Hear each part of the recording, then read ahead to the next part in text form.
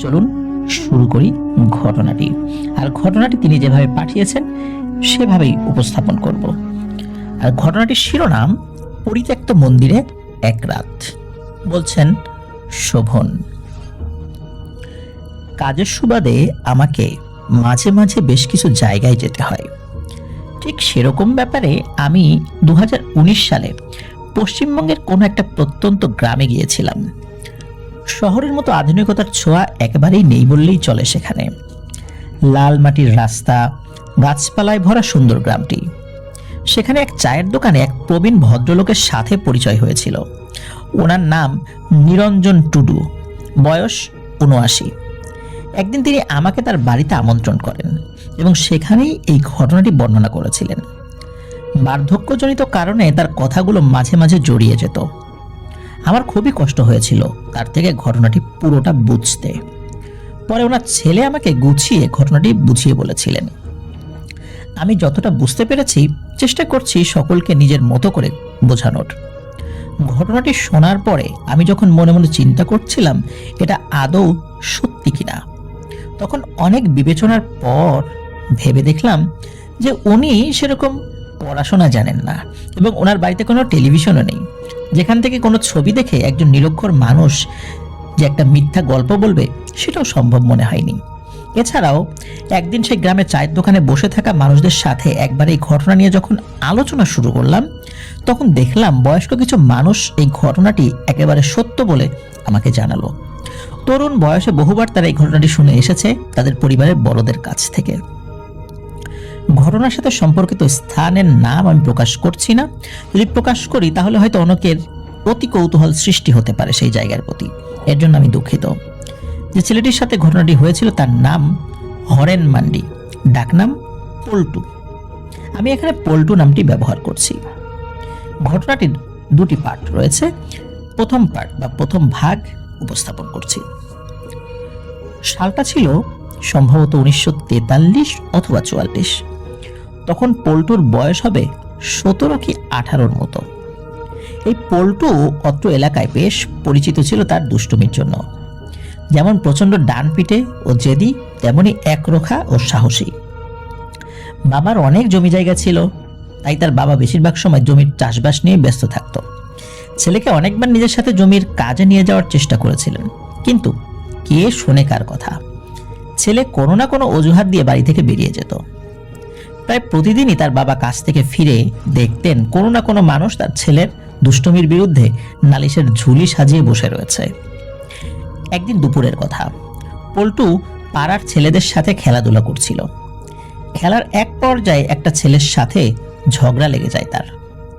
ক্রমেই ঝগড়া থেকে হাতাহাতি এবং হাতাহাতি থেকে মারামারিতে পরিণত হয়। রাগের মাথায় পল্টু একটা লাঠি দিয়ে আঘাত করে ছেলেটার মাথা ফাটিয়ে দেয়। এই ঘটনা পরে গ্রামে জানাজানি হয়ে যায় এবং সেদিন পল্টুর বাবাকে ভীষণ ঝামেলার মুখোমুখি হতে হয়। তিনি আহত ছেলেটিকে হাসপাতালে নিয়ে গিয়ে চিকিৎসা করেন এবং তার পরিবারের কাছে ক্ষমা চেয়ে নেন তার ছেলের এই কীর্তির জন্য। সেদিন বিকেলে তার বাবা তাকে রাগের মাথায় প্রচন্ড পিটুনি দিয়ে বাড়ি থেকে বের করে দেয়। এর আগে পল্টু অনেক দুষ্টুমি করেছিল, কিন্তু তার বাবা কখনো গায়ে হাত তোলেনি। কিন্তু আজ ছেলেটা বাবার হাতে মার খেয়ে মনে খুব কষ্ট নিয়ে কাঁদতে কাঁদতে সে বাড়ি থেকে বেরিয়ে যায়।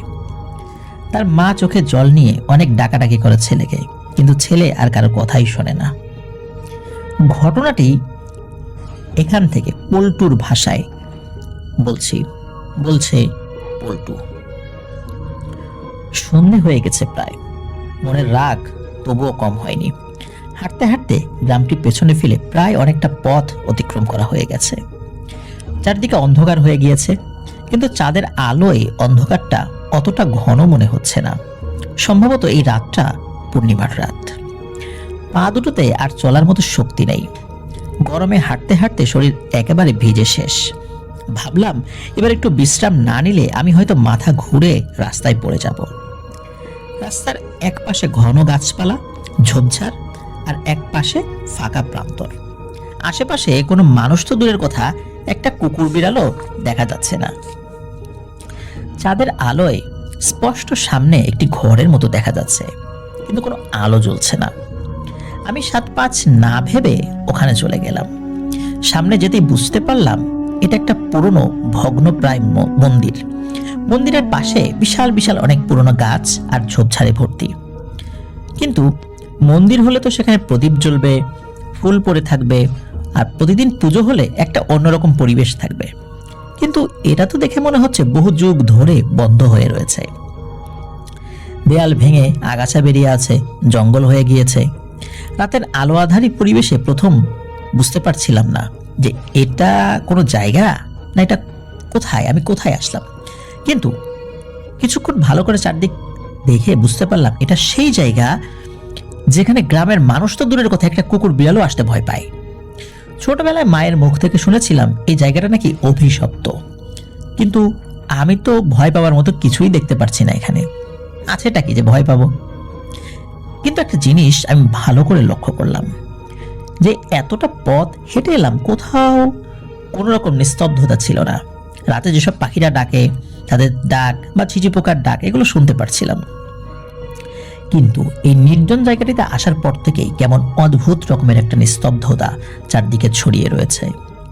ঠিক যেমন ঝড় আসার আগে চারদিক শান্ত হয়ে থাকে, ঠিক তেমন পরিবেশ। আমি চাঁদের যে আলো আসছে তাতে স্পষ্ট দেখতে পারছি মন্দিরের ভাঙাচোরা কাঠের দরজাটাকে একটা মরচে পড়া লোহার শিকল দিয়ে পেঁচিয়ে আটকে রাখা হয়েছে।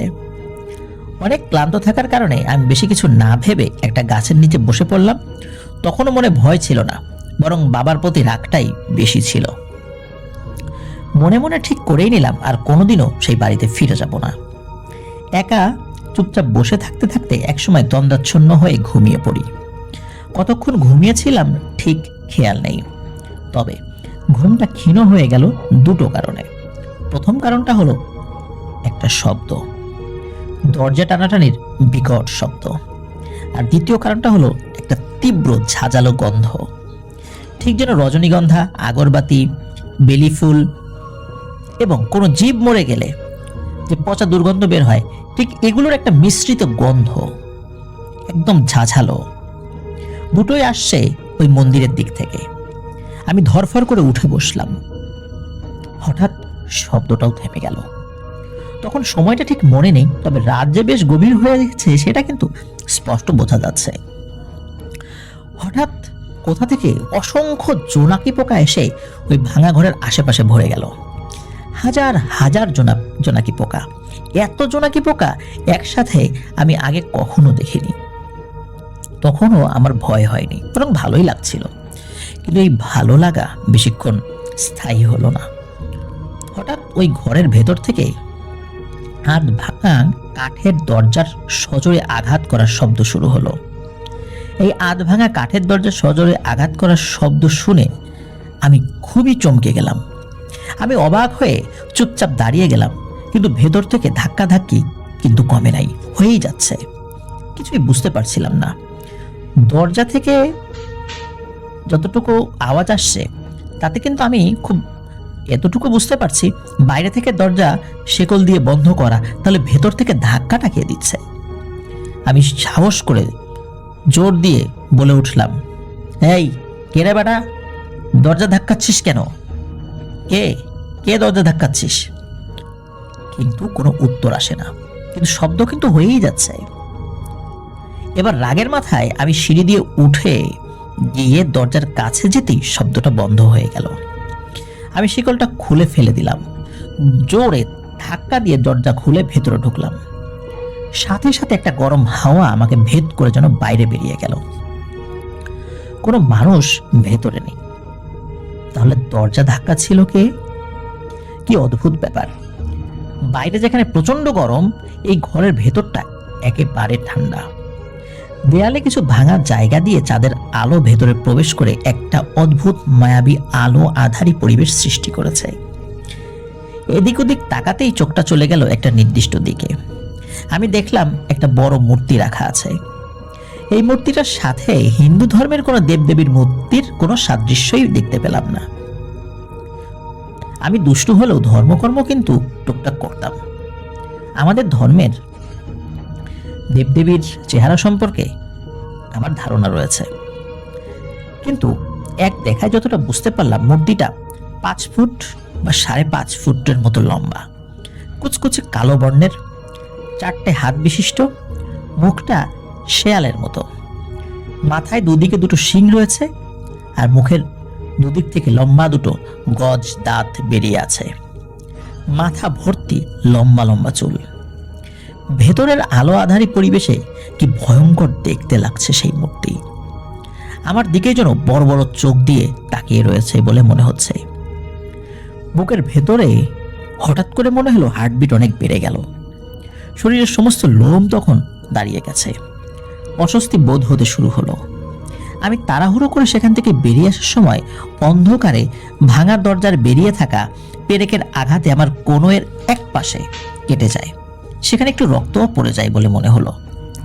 আমি সেই দরজাটা আগের মতো করে বন্ধ করে হাতটা চেপে ধরে রাস্তার দিকে হাঁটা শুরু করলাম।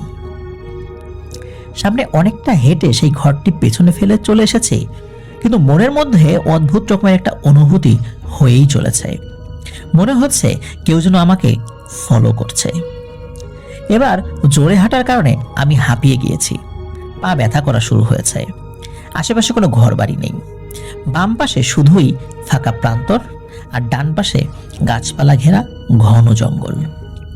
আমার বাঁ পাশে ফাঁকা প্রান্তর দিয়ে ফুরফুরে ঠান্ডা হাওয়া আসছে। একটা গাছের সাথে হেলান দিয়ে দাঁড়িয়ে গেলাম কিছুক্ষণ। কিছু ঘাস দু হাতে ঘষে কাটা জায়গাটায় চেপে ধরলাম রক্তক্ষরণ বন্ধ করার জন্য। অনেক দূর থেকে কুকুরের কান্নার শব্দ ছাড়া আর কিছুই কানে আসছে না। মনের বেখেয়ালে আমার চোখটা চলে গেল ফাঁকা প্রান্তরের দিকে। এরপর আমি যে অতিলৌকিক কোনো ঘটনার শিকার হয়ে যাব সেটা কোনোদিনও ধারণা করতে পারিনি। চোখের পলক ফেলতে না ফেলতেই হঠাৎ সেখানে এক জায়গায় দপ করে আগুন জ্বলে উঠল। আগুন একটা বিস্ফোরণ হলো। সেখান থেকে দলে দলে অনেক কাক বেরোতে শুরু করলো। কাকগুলো সে আগুনের উপরে গোল করে ঘুরতে ঘুরতে আবার আগুনের মধ্যে ঢুকে যাচ্ছে। এসব কি হচ্ছে? চুপচাপ পাথরের মতো দাঁড়িয়ে শুধু দেখেই যাচ্ছি। হঠাৎ করে কি হলো, আমি আমার শরীরের কোনো অংশ নাড়াতে পারছি না। কিন্তু নাড়াতে পারছি না কেন? কিছু যেন আমার শরীরটাকে একেবারে পাথরের মতো ভারী করে দিয়েছে। হঠাৎ আগুনের মধ্যে থেকে একে একে লম্বা 4টে হাত বাইরে বেরিয়ে এলো, এবং সেই হাতের সাহায্যে মাটিতে ভর দিয়ে আগুন থেকে মানুষের মতোই একটা কিছু বেরিয়ে এলো। মাথার দুপাশে দুটো শিং, এবং সেখান থেকে ঝুলে পড়া লম্বা লম্বা চুলগুলো দেখে বুঝতে কষ্ট হলো না যে এটা একটা মহিলার মতো। তার গায়ের রং কুচকুচে কালো, এবং অর্ধ উলঙ্গ দেহে 4টে হাত রয়েছে, আর কোমরে ঝুলছে কয়েকটি কাটা মাথা। চুলে ঢাকা মুখ থেকে দপ করে চোখ দুটো জ্বলে উঠল। মুখ থেকে লম্বা জিভ বের করে অদ্ভুতভাবে লাফাতে শুরু করেছে সেই জিনিসটি। হঠাৎ চারদিক থেকে ভয়ঙ্কর চিৎকারের শব্দ আসছে। এক সময় ওই জিনিসটার সাথে আমার দৃষ্টি সংযোগ হয়। আহ, কি ভয়ঙ্কর চাহনি তার! আমি কোন দিকে পালাবো কিছুই বুঝতে পারছিলাম না। ভয়ের মাত্রাটা এতটা বেশি ছিল যে শরীরের কোনো অংশই আমি নাড়াতে পারছিলাম না। তবুও সাহস করে দৌড়াতে শুরু করলাম। আমি যখন দৌড়াচ্ছি তখন দেখছি পাশে ঝোপঝাড়গুলো দিয়ে কে যেন একই সাথে দৌড়াচ্ছে। গাছপালাগুলো খুব নড়াচড়া করছে। আমি তখন এতটা ভয় পেয়েছিলাম যে আমার হাত পা কাঁপছিল। অনেকক্ষণ পালিয়ে বাড়ির কাছাকাছি চলে আসার সময় সাহস করে একবার পিছনে তাকালাম, কিন্তু কিছুই দেখলাম না। হুড়মুড়িয়ে বাড়িতে ঢুকে উঠোনে সজোরে পড়ে গেলাম। আমার এই অবস্থা দেখে বাবা মা জড়িয়ে ধরে কান্নাকাটি শুরু করলো। সে রাতে আর কিছুই ঘটেনি। আমি ভেবেছিলাম সব কিছু ঠিক হয়ে গিয়েছে, কিন্তু আমি ভুল ছিলাম। ঘটনা আসলে শুরু হলো পরের রাত থেকে। আমি যে ঘরে ঘুমাতাম সেখানে বিছানা থেকে ডান দিকে একটা জানালা রয়েছে।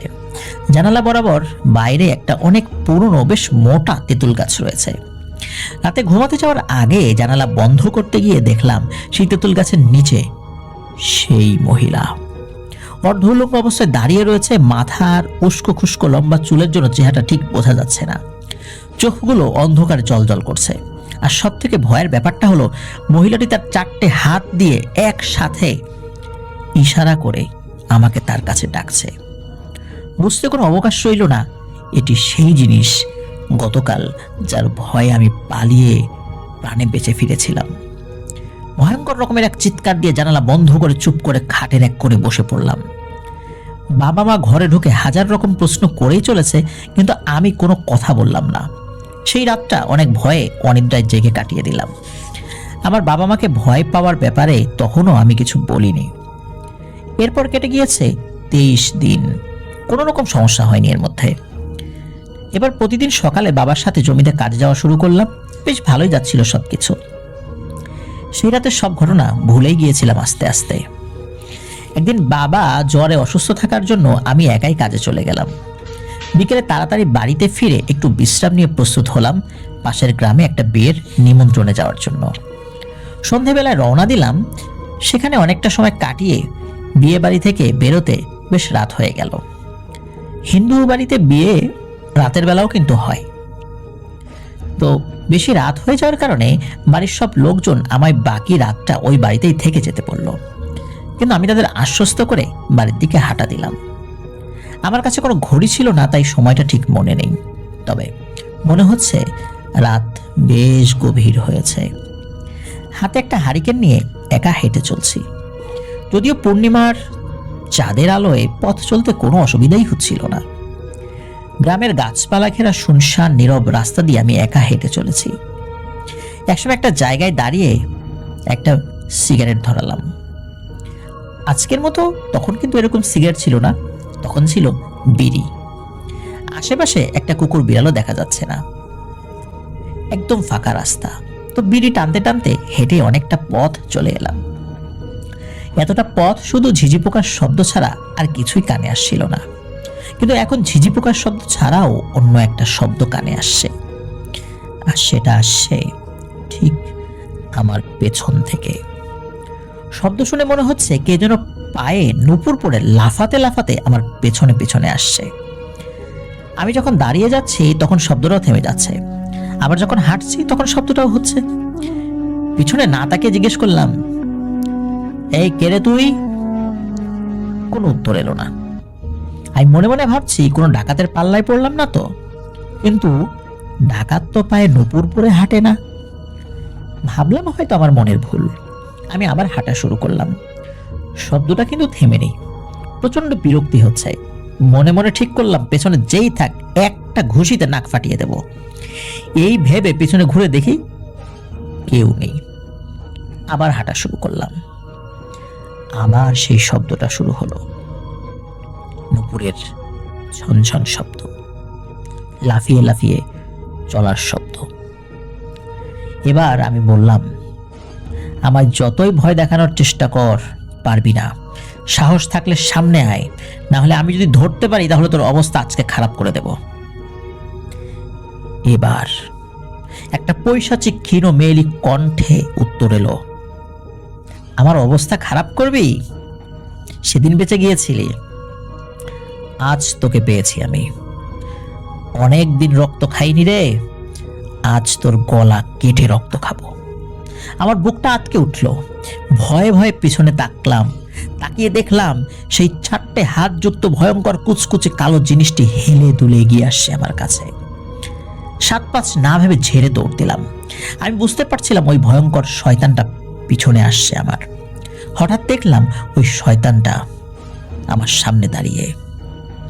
তখন সেটি বলে উঠল, কিরে, সামনে আসতে বলেছিলি তো, এসে গেলাম তো সামনে, এবার কি করবি কর। আমি কোনো উত্তর দিতে পারিনি। আমি প্রচন্ড ভয়ে মাটিতে পড়ে যাই। আর ওই শয়তানটা এক হাত দিয়ে আমার গলা চেপে ধরে আর বাকি 2 হাত দিয়ে আমার হাত দুটো চেপে ধরে। তারপর মাটি থেকে উপরে তুলে ফেললো এবং বলল, মানুষের বাচ্চা, তোর সাহস কি করে হয় আমার আস্তানায় এসে আমাকে বিরক্ত করার? আজ কয়েক দশকের বেশি আমি এখানে আটকে আছি। বহু যুগ কোনো মানুষের রক্ত খাইনি। সেই রাতে তুই আমাকে মুক্তই শুধু করিসনি, ভুলবশত নিজের শরীরের রক্ত দান করে গেছিস। আর তোর রক্ততেই শুধু আমার গলা ভিজবে, অন্য কারো রক্তে না। প্রচন্ড ধস্তাধস্তি চলতে থাকে। মনে মনে সৃষ্টিকর্তাকে খুব কষ্টের সাথে স্মরণ করতে করতে মন্ত্র জপ করার সময় শয়তানটা আমায় ছেড়ে দিয়ে কিছুটা দূরে সরে যায়। আমি কোনো রকমে মাটি থেকে উঠে আছড়ে পাছড়ে পালাতে থাকি। তখনও শয়তানটা আমার পিছু ছাড়ে নাই, পেছন থেকে খুব রেগে চিৎকার করছে। আমি বাড়ির একদম কাছে যখন চলে আসি, এমত অবস্থায় শয়তানটা কোথায় আছে সেটা দেখবার জন্য আমি পিছনে তাকাই, আর দেখি ওটা আমার পিছনেই লাফিয়ে লাফিয়ে আসছে, আর 4টা হাত বাড়িয়ে দিয়েছে আমাকে ধরার জন্য। এই দেখে ভয় আমার মাথা কাজ করা বন্ধ করে দেয়। তখন আমি বাড়ির উঠোনে হুড়মুড়িয়ে পড়ে জ্ঞান হারিয়ে ফেলি। ওই মুহূর্তে যখন আমার জ্ঞান আসে, তখন নিজেকে হাসপাতালে আবিষ্কার করি। পাশে বাবা মা বসে আছে, সবার মুখে শুধু প্রশ্ন, কি হয়েছিল? পরে জানতে পারি আমি 2 দিন যাবৎ হাসপাতালে অচেতন অবস্থায় শুয়েছিলাম। সুস্থ বোধ করার পর বাবা মা আমার ওই অবস্থার কারণ জানতে চায়। তারা অযথা ভয় পাবে ভেবে আমি তখনও তাদেরকে কিছু বলিনি। বাড়িতে সুস্থ হয়ে আসার পর থেকে অন্য ঝামেলা শুরু হতে লাগলো। এবার স্বপ্নের মধ্যে অত্যাচার শুরু হলো আমার উপর। ঘুমালেই দেখতাম আমি একটা গাছের সাথে দড়ি দিয়ে বাঁধা অবস্থায় আছি। সামনে যজ্ঞের মতো আয়োজন চলছে। এক এক করে লাইন দিয়ে মাটির পাত্রে রাখা আছে গরু, ছাগল, সাপ, মাছ, কাক আর মুরগির কাটা মাথা। কোনো একজন ব্যক্তি যার মাথা থেকে পা পর্যন্ত কালো কাপড়ে ঢাকা অদ্ভুত কি সব মন্ত্র পড়তে পড়তে সেই মাথাগুলোর থেকে বেরোনো রক্তের ছিটা যজ্ঞের আগুনে ছুঁড়ে মারছে এবং আগুনে বিস্ফোরণ হচ্ছে। কিছুক্ষণের মধ্যে সেই আগুনের মধ্যে থেকে এক পৈশাচিক হাসি হাসতে হাসতে বিরাট আকৃতির এক ভয়ানক শয়তান 4টা হাত নিয়ে বেরিয়ে এলো। আশেপাশে প্রচুর কাক উঠছে। শয়তানটা ভয়ঙ্করভাবে হাসতে হাসতে আমার দিকে তাকিয়ে এক হাত দিয়ে ইশারা করতেই সেই কাকগুলো তেড়ে এসে আমার সমস্ত শরীরে আঁচড়াতে এবং কামড়াতে শুরু করে, ঠোকর দিতে থাকে। এরপর আমার ঘুম ভেঙে যেত। দিনরাত যখনই ঘুমাতাম তখনই এই একই স্বপ্ন আমার জীবনটাকে আস্তে আস্তে শেষ করে দিতে শুরু করলো। কোনো মানুষ যদি প্রতিদিন একই স্বপ্ন বারবার দেখতে থাকে তাহলে সেটা কোনো স্বাভাবিক ব্যাপারের আওতায় পড়ে না। কিছুদিনের মধ্যেই আমার শরীর আরো অসুস্থ হয়ে গেল। একদিন আমার মা আমার শরীরে অনেক ক্ষতের চিহ্ন দেখে খুব ভয় পায় এবং এগুলো কিভাবে হলো জানতে চায় আমার কাছে। ভাবলাম এবার সব ঘটনা খুলে বলতে হবে, এই ব্যাপারটা লুকানো ঠিক হবে না। তখন প্রথম থেকে ঘটে যাওয়া সব ঘটনা আমার মাকে সবিস্তারে বলে দিলাম। মা শুনে কান্নায় ভেঙে পড়ে, আমায় খুব বকাবকি করে। এরপর আমায় নিয়ে পরের দিন পাশের গ্রামে একজন তান্ত্রিকের কাছে তিনি যান। তো তান্ত্রিক বেশ কিছুক্ষণ আমায় একভাবে দেখতে থাকে। এরপর আমায় উদ্দেশ্য করে বলে, ভালোই তো ঝামেলা পাকিয়ে এসেছিস, সাহস আছে বটে। তান্ত্রিক নিজের মতো করে চিকিৎসা শুরু করে। একসময় সব রকমের চেষ্টা করার পর সে আমার পরিবারকে বলল, এই ছেলে খুবই ভয়ঙ্কর এক পিশাচের কবলে পড়েছে। এগুলোকে আমাদের ধর্মমতে আমরা অপদেবতা বলি। এর বয়স অনেক পুরনো, নির্দিষ্ট কোনো হিসেব করে বয়স বলা যাবে না। এর ক্ষমতা বা শয়তানি শক্তি এতটাই বেশি যে এরা একটা জীবন্ত মানুষকে চোখের পলক দেওয়ার সাথে সাথে বা চোখের পলক পড়ার সাথে সাথে মেরেও ফেলতে পারে। আবার আধা মৃত অবস্থায় থাকা কোনো মানুষকে সুস্থ করে দেওয়ার মতো জাদুকরী ক্ষমতা এরা অর্জন করেছে। এই ছেলেকে সুস্থ করা একেবারেই আমার ক্ষমতার বাইরে। আর মনে হয় না কোনো ওঝা তান্ত্রিক এই কাজটা সমাধান করতে পারবে। আপনারা যত তাড়াতাড়ি পারেন আরো ভালো তান্ত্রিকের সাথে যোগাযোগ করার চেষ্টা করুন, কারণ যতই দিন যাবে ততই এই ছেলের প্রাণ শক্তি কিন্তু সেই শয়তান ধীরে ধীরে খেয়ে নেবে এবং একসময় মেরে ফেলবে। এরপরে সেই তান্ত্রিক আমার উপর থেকে খারাপ প্রভাব কাটানোর জন্য সাময়িকভাবে আমাকে ঝাড়ফুঁক করে এবং আমায় যাতে ঘর থেকে একা একা বেরোতে দেয়া না হয় এই জন্য আমার মা বাবাকে তিনি পরামর্শ দেন। এছাড়া কিছু ধর্মীয় নিয়ম পালন করতে বলেন। এরপর আমার মা বাবা আমায় সবসময় চোখে চোখে রাখতে শুরু করে। বেশ কিছুদিন ভালোই গেল কোনো ঝামেলা ছাড়াই। আমার শরীরও একটু সুস্থ হয়েছে। এরকম এক রাতে আমি শুয়েছিলাম বিছানায়, হঠাৎ জানালার বাইরে সুন্দর একটি মেয়েলি কণ্ঠে মনে হলো কেউ আমার নাম ধরে ডাকতে শুরু করলো। আমি সেই মায়াময় ডাকে হিতাহিত জ্ঞান শূন্যের মতো দরজা খুলে বাইরে বেরিয়ে পড়লাম।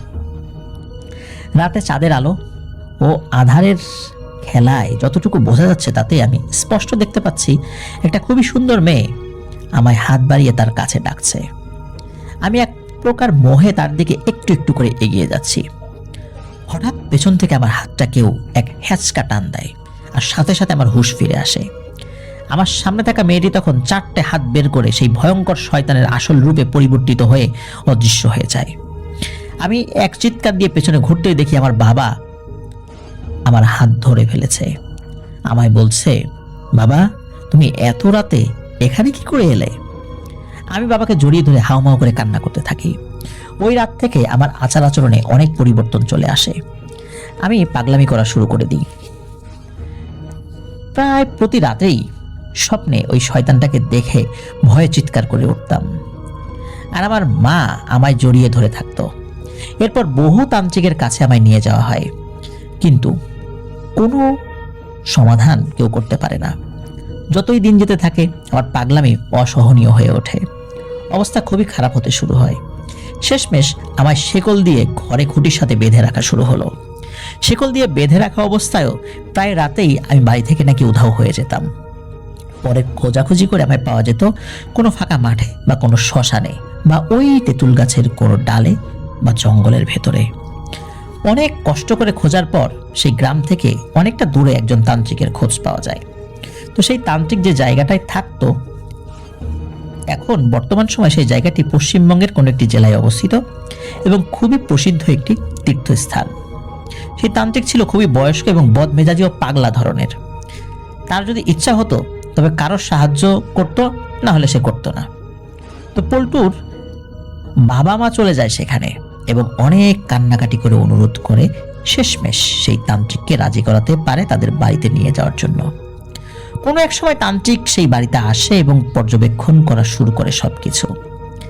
এক রাত্রে যে ঘরে আমি থাকতাম, সে ঘরে তান্ত্রিক আসনে বসে নির্দিষ্ট কোনো একটি অনুষ্ঠানের মাধ্যমে তার পোষা পিশাচদের ডাকা শুরু করে এবং পিশাচরা উপস্থিত হয়। তিনি এই অবস্থার ব্যাপারে পিশাচদের কাছ থেকে সমস্ত ধরনের তথ্য সমাধানের ব্যাপারে জানতে চান।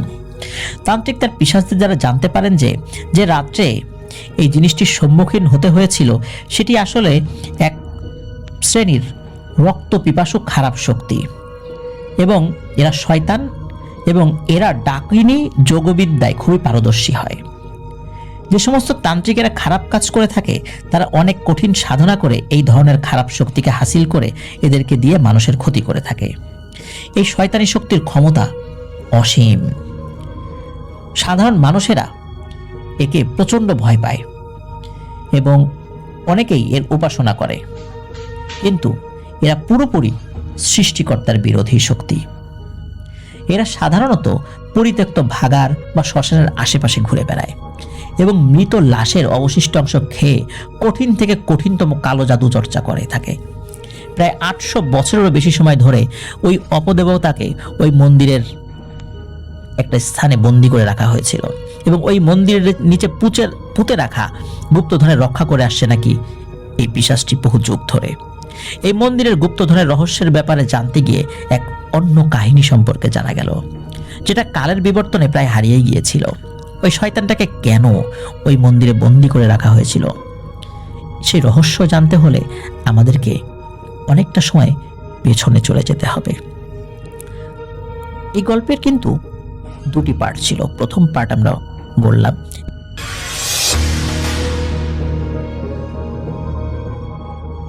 এখন দ্বিতীয় পার্ট শুরু করছি। বহু যুগ আগে ব্রিটিশরা নাকি তখনও ভারতে আসেনি। ওই অঞ্চলে এক রাজা ছিল। আশেপাশের 13টি গ্রামের প্রত্যেকটি পরিবারের সব রকমের দায়িত্ব ছিল তার উপর। তিনি গরিব মানুষদের প্রচন্ড ভালোবাসতেন, তাই কোনো সময় কোনো সমস্যার সম্মুখীন হতে দিতেন না। ওই 13টি গ্রামের প্রত্যেকটি পরিবারের ভালো মন্দ সবকিছু উনি একদম নিজে দেখভাল করার চেষ্টা করতেন। ওনার যেই পাইক পেয়াদা ছিল তাদের কাছ থেকে তথ্য নিয়ে সন্তুষ্ট থাকতেন না, তিনি নিজেও ঘুরে ঘুরে দেখতেন। কারো পরিবার অসুস্থ ব্যক্তির চিকিৎসার জন্য টাকা দরকার, কারো মেয়ের বিয়ের খরচ, কারো জমিতে ফসল চাষের জন্য ঋণ দরকার, কারো ঘরে অন্ন না থাকলে সেখানে অন্নের সংস্থান করা, কোনো অসহায় মানুষ বকেয়া রাজস্ব দিতে না পারলে সেই রাজস্ব মওকুফ করে দেয়া, এই সকল কাজের জন্যই প্রজারা সেই রাজাকে খুবই শ্রদ্ধা করত এবং ভালোবাসত। তার শাসনকালে রাজ পরিবারের জায়গা জমি, টাকা পয়সা, ধন সম্পদ সবকিছুই উল্লেখযোগ্যভাবে বৃদ্ধি পেয়েছিল। কিন্তু এত সম্পত্তি ভোগ করার জন্য রাজার কোনো সন্তান ছিল না। তাই তিনি যখন তার অন্তঃপুরে স্ত্রীর সাথে এই ব্যাপারে কথা বলতেন তখন খুবই হতাশ ও চিন্তামগ্ন হয়ে পড়তেন। অপরদিকে এই রাজার একজন জ্যেষ্ঠ পুত্র ছিল, অর্থাৎ জ্যাঠামশাই বা চাচার ছেলে, যে রাজার মতাদর্শের থেকে একদমই বিপরীত ছিল। এই ছেলেটির কেবল রাজ সিংহাসনের উপর আকর্ষণ ছিল। যেহেতু রাজার কোনো সন্তান ছিল না, তাই সে সবসময় মনে মনে ফন্দি আঁটত কিভাবে রাজাকে তার রাস্তা থেকে সরিয়ে দিয়ে নিজে সিংহাসনে বসবে।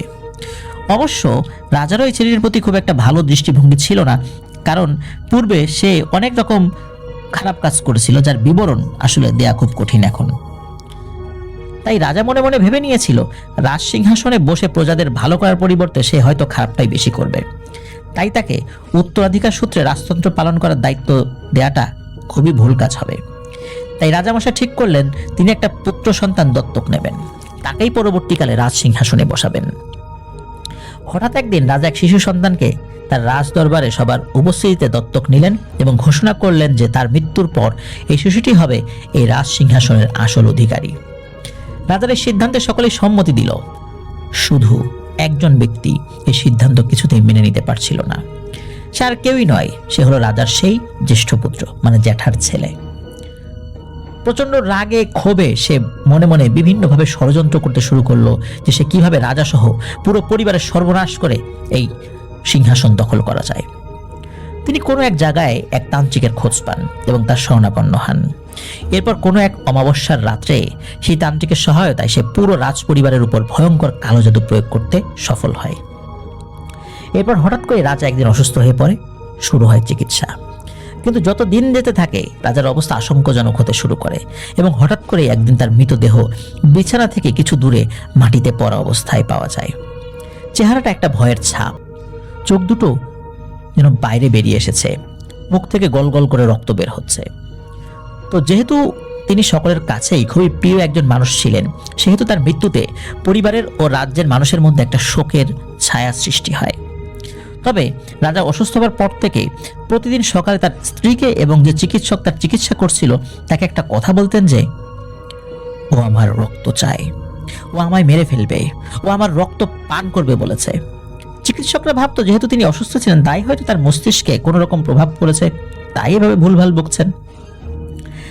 একদিন যখন রাজা তার স্ত্রীকে সেই একই কথা বলছিলেন তখন তার স্ত্রী একটু বিরক্ত হয়ে তাকে জিজ্ঞেস করে বসে, আচ্ছা আপনি প্রতিদিন একই কথা কেন বলেন?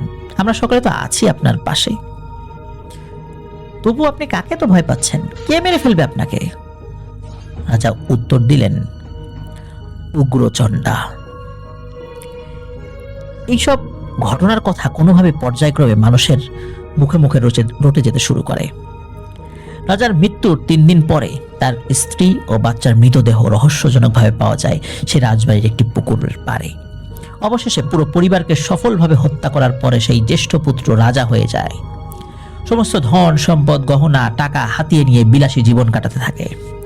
একসময় কোনো এক পার্শ্ববর্তী অঞ্চলের রাজা ঠিক করেন যে তিনি ওই অঞ্চলের সাথে ব্যবসায়িক ভিত্তিতে একটি সুসম্পর্ক স্থাপনের মাধ্যমে 2 অঞ্চলে যৌথভাবে রাজত্বের পরিধি বাড়ানোর উদ্দেশ্যে রাজদূতের মাধ্যমে খবর পাঠায় ওই অঞ্চলের রাজার কাছে। কিন্তু এই অঞ্চলে যে নতুন রাজা হয়েছে সে খুবই ধূর্ত প্রকৃতির মানুষ ছিল। সে সরাসরি সেই প্রস্তাব মানতে অসম্মতি জানায় এবং রাজদূতকে অনেক আজে বাজে কথা বলে অসম্মান করে সেখান থেকে তাড়িয়ে দেন। এরপর সেই রাজদূত যখন এই সব কথা তার রাজাকে জানায় তখন তিনি খুবই অসম্মানিত বোধ করেন এবং রাগের বশবর্তী হয়ে তিনি ওই অঞ্চলের বিরুদ্ধে যুদ্ধ ঘোষণা করে দেন। এদিকে এই জায়গার সেই রাজা তার গুপ্তচরদের মাধ্যমে জানতে পারেন যে তার রাজ্যে হামলা হতে চলেছে। তিনি যেহেতু খুবই ধূর্ত ছিলেন তাই তিনি লুট করা সব ধন সম্পদ বাঁচানোর জন্য আবার চলে গেলেন সেই তান্ত্রিকের কাছে। এরপর তান্ত্রিকের পরামর্শ মতে খোলা আকাশের নিচে একটি জনমানবহীন একটি জায়গায় মাটির নিচে বেশ শক্তপোক্ত একটি ঘর বানানো হলো। সব ধন সম্পদ সেখানে মজুত করা হলো। কোনো এক অমাবস্যার রাত্রে সেই তান্ত্রিক নির্দিষ্ট অনুষ্ঠানের দ্বারা সেই ঘরের মধ্যে একটা বাচ্চার নরবলি দিয়ে সেই অপদেবতা বা খারাপ শক্তিকে সেখানে আনতে সক্ষম হয়ে যায় এবং সেখানেই ওই অপদেবতাকে বা ওই পিশাচকে বন্দী করে ফেলা হয়। এরপর সব কাজ শেষ হওয়ার পরে সবাই বাইরে চলে আসে। দরজা বন্ধ করে মাটি চাপা দিয়ে দেওয়া হয়। সেই জায়গাটির উপরে ছোট করে একটি মন্দির করে দেওয়ার নির্দেশ দেন সেই তান্ত্রিক। এছাড়া তিনি বলেন এই মন্দিরে কোনোদিন যেন কেউ পূজা করতে না আসে এবং কেউ যেন আসতে না পারে সেদিকে যেন খেয়াল রাখা হয়। তান্ত্রিক সেই ঘরে একটি শয়তানের মূর্তি স্থাপন করে। এরপর শুরু হয় নরবলির রক্ত দিয়ে নির্দিষ্ট কিছু তিথিতে শয়তানের পূজা। এরপর একদিন যুদ্ধ শুরু হয় এবং যুদ্ধক্ষেত্রে রাজার মৃত্যু হয়। ধন সম্পদ লুটপাটের জন্য অনেক খোঁজাখুঁজি করা হয়, কিন্তু কোনো খোঁজ আর পাওয়া যায়নি। সেই প্রাচীন যুগ থেকেই সেই খারাপ শক্তি বন্দী অবস্থায় সেই গুপ্তধনের রক্ষা করে চলেছে। যখনই কেউ ওখানে গিয়েছে অনেক ভয় পেয়ে সেখান থেকে পালিয়ে এসেছে, কেউ পাগলও হয়ে গিয়েছে, আবার কেউ অসুস্থ হয়ে মারাও গিয়েছে। এসবই ওই অশুভ শক্তির প্রভাবে হয়েছে। এরপর এই পুরো ঘটনা ওই তান্ত্রিক বিষয়টি পল্টু বা তার পরিবারকে জানান। প্রিয় লিসেনার্স, আমরা এই ঘটনার শেষ ভাগে চলে এসেছি। তো এই ঘটনার শেষ ভাগে এসে এবার জানতে চাই যে কিভাবে ওই পল্টুর সমস্যার সমাধান হয়েছিল। এরপর তান্ত্রিক পল্টুকে সুস্থ রাখার জন্য মোটামুটি ঝাড়ফুঁক দিয়ে দেন। তান্ত্রিক তার মা বাবাকে বলেন আসল কাজটা করা হবে আসন্ন অমাবস্যায়, তাই তার যে সকল জিনিসের প্রয়োজন সেগুলোর জন্য ব্যবস্থা করা হয়। তান্ত্রিক যতদিন সেই বাড়িতে ছিল তার মধ্যে পল্টুর আর কোনো সমস্যা হয়নি। দেখতে দেখতে 8 দিন পার হয়ে যায়। চলে আসে অমাবস্যা। পুরো দিনটা যেন কালবৈশাখীর মেঘের মতো জমে কালো হয়ে রয়েছে আকাশ। বিকেল থেকে তুমুল ঝড় শুরু হলো আর সন্ধ্যা থেকে বৃষ্টির তোড় বাড়তে শুরু হলো। মধ্যরাতে তান্ত্রিক পল্টুকে সামনে বসিয়ে তার যজ্ঞের কাজ শুরু করলো। বাইরে চারদিকে তুমুল ঝড় উঠেছে, মনে হচ্ছে সবকিছু যেন ভেঙে উড়িয়ে নিয়ে চলে যাবে। প্রথমে তান্ত্রিক তার কলা কৌশলের দ্বারা স্বাভাবিকভাবে সেই শয়তানকে হাজির করতে চেষ্টা করলো, কিন্তু ব্যর্থ হলো। বহুবার চেষ্টা করেছে কিন্তু বারবার ব্যর্থ হয়েছে। এরপর তান্ত্রিক পরপর 4টে ছাগল বলি দিয়ে সেই রক্ত নিবেদন করে সেই খারাপ অপদেবতাকে ঘরের মধ্যে আনতে সক্ষম হলো। এরপর অনেক চেষ্টা করা হলো, কিন্তু কিছুতেই সেই খারাপ শক্তি পল্টুর শরীর ছেড়ে যেতে রাজি হচ্ছিল না। অনেক চেষ্টার পর অবশেষে সেই তান্ত্রিক বিশেষ ক্ষেত্রে ব্যবহৃত তন্ত্রবিদ্যার বিশেষ কিছু গুপ্ত শক্তি প্রয়োগের মাধ্যমে ওই 4টে মৃত ছাগলের দেহ বিনিময়ে সেই অপদেবতাকে শরীর ছেড়ে তার পুরনো জায়গায় চলে যেতে বাধ্য করে। যাওয়ার আগে সেই খারাপ শক্তি তান্ত্রিককে বলে যায় যে এই ছেলের উপর প্রভাবের কারণে সে আর কোনোদিন পুরোপুরি সুস্থ হতে পারবে না। সেই অপদেবতা চলে যাওয়ার সাথে সাথে সব ঝড় বৃষ্টি থেমে যায়। এরপরে সেই তান্ত্রিক ওই ভাঙা মন্দিরে গিয়ে নির্দিষ্ট কিছু অনুষ্ঠানের মাধ্যমে সেই দরজা আর শিকল আবার লাগিয়ে দেন। এই ঘটনার পরে পল্টু সুস্থ হয়ে যায় ঠিকই, কিন্তু 1 বছরের ব্যবধানে তার আচরণে অনেকটা পরিবর্তন আসে। সে অনেকটা পাগলের মতো আচরণ করতে থাকে। ধীরে ধীরে সে একটা বদ্ধ উন্মাদে পরিণত হয়। একটা সময় সে মারা যায়। এটি ছিল পল্টুর ঘটনা।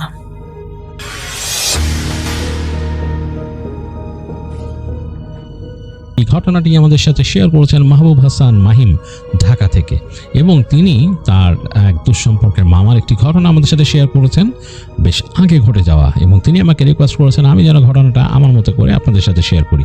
আমি চলে যাব মাহিমের পাঠানো ঘটনায়। 90-এর দশকের ঘটনা, বেশ অনেকদিন হয়ে গেছে, যদিও মনে হয় না, তবে বেশ সময় পার হয়ে গেছে। তো সেই সময়কার ঘটনা এটি ঢাকার একেবারেই আউটস্কার্টের একটা অংশে, মানে ঢাকার একেবারে শেষ প্রান্তের দিকের একটা অংশের ঘটনা এটি। সেই জায়গায় ঘটনাটা ঘটেছিল।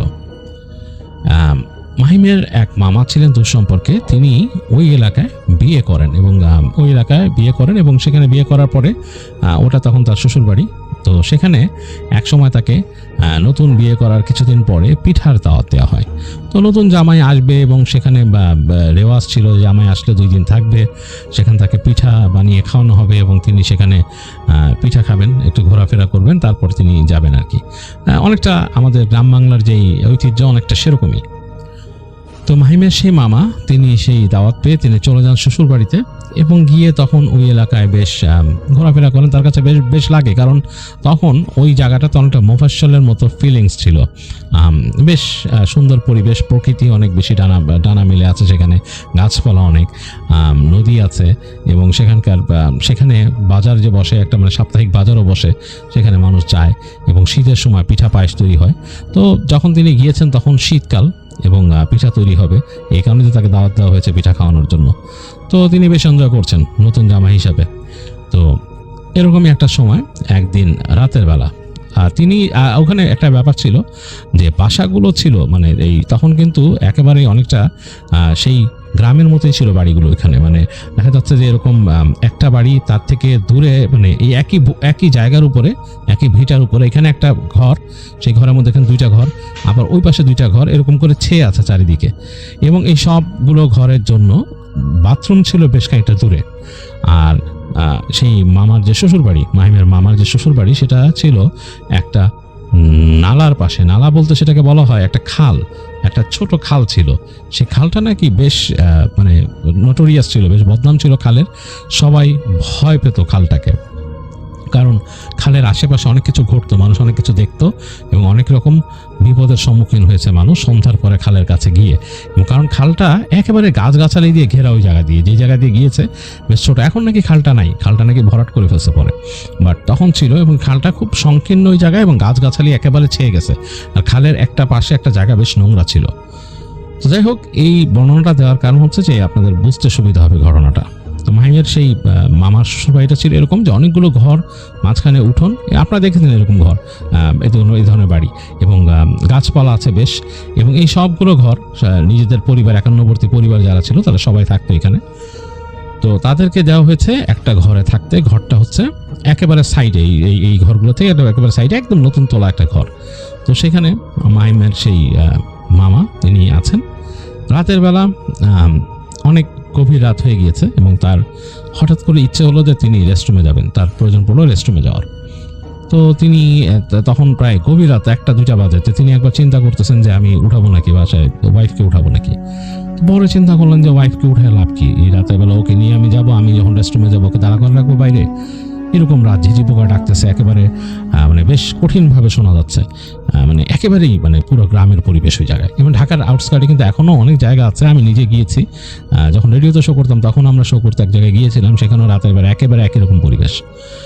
তো তিনি চিন্তা করলেন যে ওকে উঠালে ওর এনে দাঁড়া করে রেখে আমি রেস্টরুমে যাবো, কেমন ব্যাপার। তো এই চিন্তা করে তিনি চিন্তা করলেন আবার অন্য কাউকে তো বলা যায় না, বাসার অন্য কাউকে এত রাতে উঠায় বলবো, কি বলবে যে জামাই ভয় পেতেছে। তো তিনি চিন্তা করলেন ধর আমি একাই যাই, কী সমস্যা। তো তিনি রাত্রেবেলা উঠে আস্তে করে তিনি পায়ে স্যান্ডেলটা লাগিয়ে উঠে গেলেন, দরজাটাকে টেনে দিলেন বাইরে থেকে, যাতে আবার অনেক সময় দেখা যায় যে ওই সব অঞ্চলে শিয়াল টিয়াল রাতের বেলা চলাফেরা করে, কিছু ঢুকে না যায়। তিনি দরজাটাকে ভালো মতো টেনে দিলেন রাত বাইরে থেকে, দিয়ে হেঁটে হেঁটে বেরোলেন। তো বেরিয়ে দেখতেছেন ঘরের উঠান ভর্তি কুয়াশা, মানে ঠান্ডা, বেশ ঠান্ডা পড়ছে, তো বেশ কুয়াশা হয়ে গেছে, তার নিজেরও কাঁপুনি লেগে গেল ঠান্ডা বাতাসে। এবং মানে মনে হলো যে একেবারে ঝিঝি পোকার শব্দ আরও বেশি স্ট্রংলি শোনা যাচ্ছে। তো তিনি হাঁটা ধরলেন। তো বাথরুমটা হচ্ছে তাদের উঠান ক্রস করে পাশে একটা এরকম গলি আছে, অ্যালি, এবং সেটা দুই পাশে ঘর কিন্তু সেটা দিয়ে একদম সোজা চলে গেলে এক পাশে হচ্ছে সেই বাথরুম, এবং সেই বাথরুমের থেকে আরও সামনে চলে গেলে হচ্ছে গিয়ে একটা চাপ কল, মানে বেশ খানিকটা জায়গা পার হয়ে গেলে, মানে কয়েকশো মিটার, প্রায় 100 মিটারের মতো জায়গা পার হয়ে গেলে একটা চাপ কলের জায়গা ঘেরা, সেখানে মানুষ গোসল করে। এবং তারপরে সেই চাপ কলের পরে হচ্ছে এই সেই নালাটা, মানে খালটা। তো তিনি বাথরুমে যাবেন, বাথরুমে যাওয়ার আগে তিনি মানে বাথরুমের কাছে এসে দাঁড়ায় তিনি চিন্তা করতেছেন যে আমি এখন পানি আনবো আর কি, তাকে পানি নিয়ে আসতে হবে চাপকল থেকে।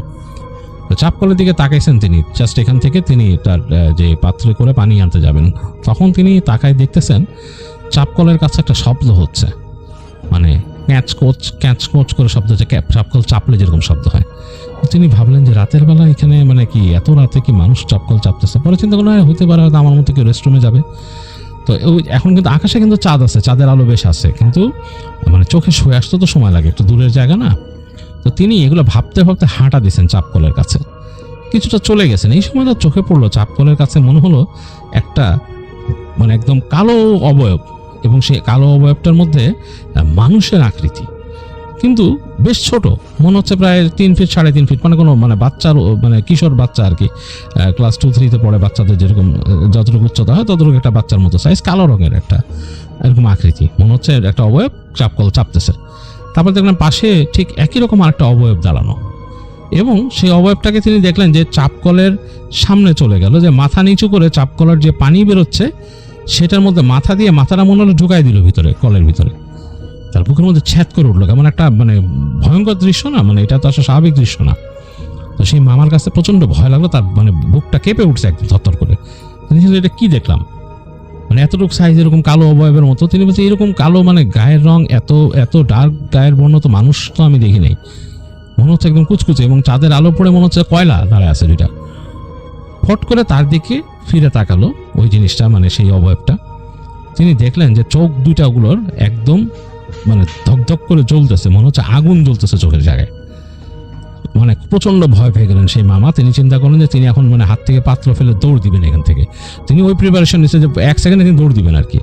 এই সময় উইদিন এ মিলি সেকেন্ড মনে হলো যে যেমন বিদ্যুৎ ছুটে যায়, বা আমরা যদি দেখি যে খুব ফাস্ট কোনো শ্যাডো মুভ করে, এইভাবে ওইখান থেকে মানে মিলি সেকেন্ডের মধ্যে তার সামনে চলে আসলো দৃষ্টি পড়ার আগে ওই জিনিসটা। এবং এসে যখন তার সামনে দাঁড়ালো তখন তার উচ্চতা প্রায় 7 ফিটের থেকে বেশি, এবং এক হাত তার কাঁধে রাখলো। তিনি দেখলেন একটা মানুষের মতো অবয়ব, ঠিক ওরকম কুচকুচে কালো ঘন কৃষ্ণ বর্ণের, মনে হচ্ছে একটা কয়লা। তার চোখ দুটো দাউ দাউ করে জ্বলতেছে, এরকম দুটো চোখ আগুনের চোখের মতো। তার ঘাড়ের মধ্যে হাত রাখলো, তিনি বুঝতে পারলেন তার ঘাড় মনে পুড়ে যাবে এরকম। তাকে খুব ক্ষণে গলায়, মানে খড়খড়া টাইপের একটা গলায় বলল যে এই কথা কাউরে বলবি না। তিনি চুপ হয়ে গেলেন, তার আর কিছু বলার মতোই নেই। তার মনে হলো তার পাটা মাটির সাথে আটকায় গেছে একদম। তারপরে তিনি দেখলেন উইদিন মিলি সেকেন্ড এই কথাটা ভুলেই ওই জিনিসটা শ্যাত করে বাতাসের মতো ওখান থেকে ছুটকে গেল তার সামনের থেকে, এবং 1 সেকেন্ডের মতো নালার কাছে চলে গেল। তিনি আর কিচ্ছু দেখলেন না। মানে এই মুভমেন্টটা মনে হচ্ছে ছায়ার মতো, একটা ছায়া যদি ট্রেল রেখে চলে যায় জাস্ট লাইক দ্যাট। তো 1 সেকেন্ডের মধ্যে ওইটা যে চলে গেল তিনি আর কিছুই বুঝতে পারলেন না। তিনি থরথর করে দাঁড়ায়, হঠাৎ তিনি মানে নিজের মতো নিজে হারায় গেলেন। তার মনে হলো যে তার শরীর খিঁচুনি দিচ্ছে, তিনি আর কিছু মনে করতে পারলেন না। চোখে অন্ধকার দেখে তিনি ওখানে পড়ে গেলেন। তার হুশ ফিরছে ফজরের পর। তিনি যখন মানে তাকাইছেন দেখলেন যে তার মুখের উপর পানি সেটা দেওয়া হচ্ছে, এবং তার আত্মীয় স্বজন কয়েকজন সামনে, মানে তার শ্বশুরবাড়ির আত্মীয় স্বজন।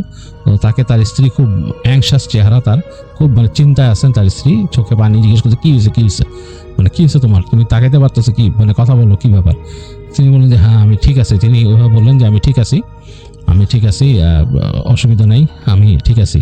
তো বলছে কিভাবে তুমি এখানে গেলা, কেমনে কি হয়েছে? বলে যে না আমি ওখানে যাইতে যে পিছলায় পড়ে গেছিলাম, এরপর আমার কিছু খেয়াল নাই। উনি কিন্তু বলেন নাই, তার মনে আছে সব কিছু, কিছু বলেন নাই।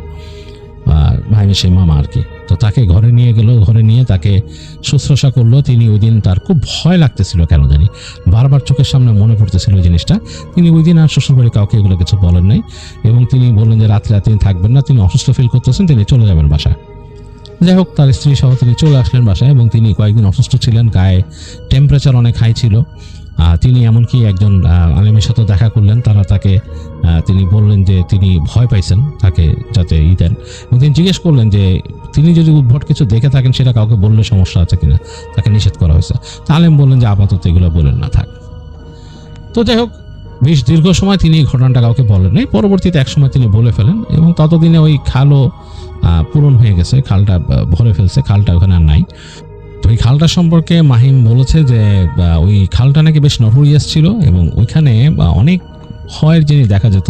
অনেক কিছু এক্সপিরিয়েন্স করেছেন। মাহিম নিজেই নাকি বলেছেন কোন এক সময় করে তিনি সেই ঘটনা শেয়ার করে ফেলবেন আমাদের সাথে। তো যাই হোক, এই ছিল মাহিমের পাঠানো ঘটনা। এই ঘটনাটি ঘটেছিল এই রাকিব ভাইয়ের কাকির সাথে। কাকির নাম হচ্ছে আকলিমা। আকলিমা কাকির বয়স তখন 6 কি 7 বছর, আর ঘটনার সময় 81 কি 82 সাল। আর ঘটনাটি এই আকলিমা কাকি বহুবার বলেছেন, বহুবার, মানে কতবার যে বলেছেন এটা হিসাব করে বলা যাবে না। তো ওই সময় কিন্তু এরকম পাড়া গ্রামে তখনও ইলেকট্রিসিটি আসেনি, মানুষ হারিকেন বা কুপি ব্যবহার করত। আর কাকিদের যে বাড়ি ওখানে কিন্তু ঘনবসতি না হলেও একদম যে ঘরবাড়ি কম ছিল এটাও বলা যাবে না। আর কাকিদের বাড়িটা রাস্তার পাশে থাকায় তাদের ঘরের পিছনটা রাস্তার দিকে ছিল। বাম পাশে একটা টিউবওয়েল, বেশ বড় উঠান, বাম পাশে একটা গোয়াল ঘর, আর গোয়াল ঘরের সামনে 40 থেকে 50 মিটার দূরত্বে একটা পুকুর। আর কাকিদের বাড়ির পাশে যে টিউবওয়েলটা, এই টিউবওয়েলের পাশে বেশ পুরনো একটা আম গাছ ছিল। এখন অবশ্য সেই আম গাছটি নেই, বাড়ির যে পজিশনটা ওই সময় ছিল সেটাও নেই। সময়ের সাথে অনেক কিছুই বদলে গেছে, নতুন করে ঘরবাড়ি তৈরি করা হয়েছে। কাকির ছোটোবেলায় অনেক চঞ্চল ছিল, আর কাকির মা বাবা কাকিকে কিন্তু অনেক স্নেহ করতেন, ভালোবাসতেন। গ্রামের মানুষ করে কি, রাতের যে রান্নাটা তারা কিন্তু সন্ধ্যার আগেই শেষ করার চিন্তা করেন, কারণ হচ্ছে বাড়ির পুরুষ মানুষ দিনভর অনেক পরিশ্রম করেন, খাটাখাটুনি করেন। সন্ধ্যার পরপরই খাওয়া দাওয়া করে তাড়াতাড়ি ঘুমিয়ে পড়ার চেষ্টা করেন আর ফজর আজানের পরপরই উঠে পড়েন। তো সেই মোতাবেক একদিন কাকির মা সন্ধ্যার আগে রান্নাবাড়া শেষ করেছেন, বাইরের যত কাজ ছিল, তারপর রাতের খাবার খাওয়ার জন্য যেগুলো আয়োজন করার দরকার থাকে আর কি, সবগুলোই করা হয়েছে। তারপর কাকির বড় ভাই, কাকির বাবা মা, তো ওনারা খাওয়া দাওয়া করতে বসছেন আর কি। তো কাকির কিন্তু ওই সময়ে একটা বড় ভাই ছিল, ওনার পরে আরও ভাই বোন হয়েছিল, তবে তখনও কিন্তু তারা হন নাই, ওনারা তখন দুইজনই ছিলেন। ওই সময় কাকির বয়স 6-7 আর কাকির বড় ভাইয়ের বয়স হচ্ছে 8-9 হবে এরকম আর কি। তো ওনারা খাওয়া দাওয়া করছেন। এক পর্যায়ে হয় কি, কাকির যে বড় ভাই উনি কাকিকে রাগানোর জন্য নানান অঙ্গভঙ্গি করতে থাকেন। হয় না যে ইচ্ছাকৃতভাবে একজন আরেকজনকে বিরক্ত করতে থাকে, জিহ্বা বের করে ভেঙাতে থাকে, তো ওরকম করছে আর কি। এদিকে এই দৃশ্য দেখে কাকির তো হয় ভীষণ রাগ। উনি বলতেছেন যে মা দেখো তোমার ছেলে আমাকে কিভাবে ভেঙাচ্ছে। কাকির মাও তখন কাকির ভাইকে ধমক দিয়ে চুপ করে দেন, এই তুই এরকম করতেছিস কেন, চুপ থাক। কিছুক্ষণ স্বাভাবিক থাকার পর আবার ভেঙাচ্ছেন। বেশ কয়েকবার এভাবে চলতে থাকলে এক পর্যায়ে কাকি রাগ করে ভাত না খেয়ে কাঁদতে কাঁদতে ঘর থেকে বেরিয়ে ঘরের বারান্দায় গিয়ে বসে থাকেন আর কাঁদছেন। কাকি যে পাশে গিয়ে বসেছেন ওই পাশে কিন্তু টিউবওয়েল আর সেই আম গাছটা ছিল। সন্ধ্যার পরপরই তো তারা খাওয়া দাওয়া করতে করতে আসলে যে অনেক রাত হয়ে গেছে বিষয়টা তো এরকম না, এটা ইমিডিয়েট সন্ধ্যার পরপরই আর কি। আর রাত তো বেশি না, তবে অন্ধকার তো হয়ে গেছে। আর ওই এলাকায় তো বিদ্যুৎ ছিল না, কুপিবাতি ব্যবহার করতো, হারিকেন ব্যবহার করতো। তো কাকি খাওয়া ছেড়ে কাঁদতে কাঁদতে যখন বের হচ্ছিলেন, কাকির মা বাবা কিন্তু তাকে ডাকছিলেন, এই যাস না, ভাত খেয়ে যা, তোর ভাইকে আমরা শাসন করে দিব, আয়, তোর ভাই এখন কিছু করতেছে না তো আয়। কিন্তু কাকি কিছু না শুনেই বেরিয়ে গিয়ে মানে বারান্দায় বসছেন, বেরিয়ে গিয়ে তারপর কান্নাকাটি করছেন।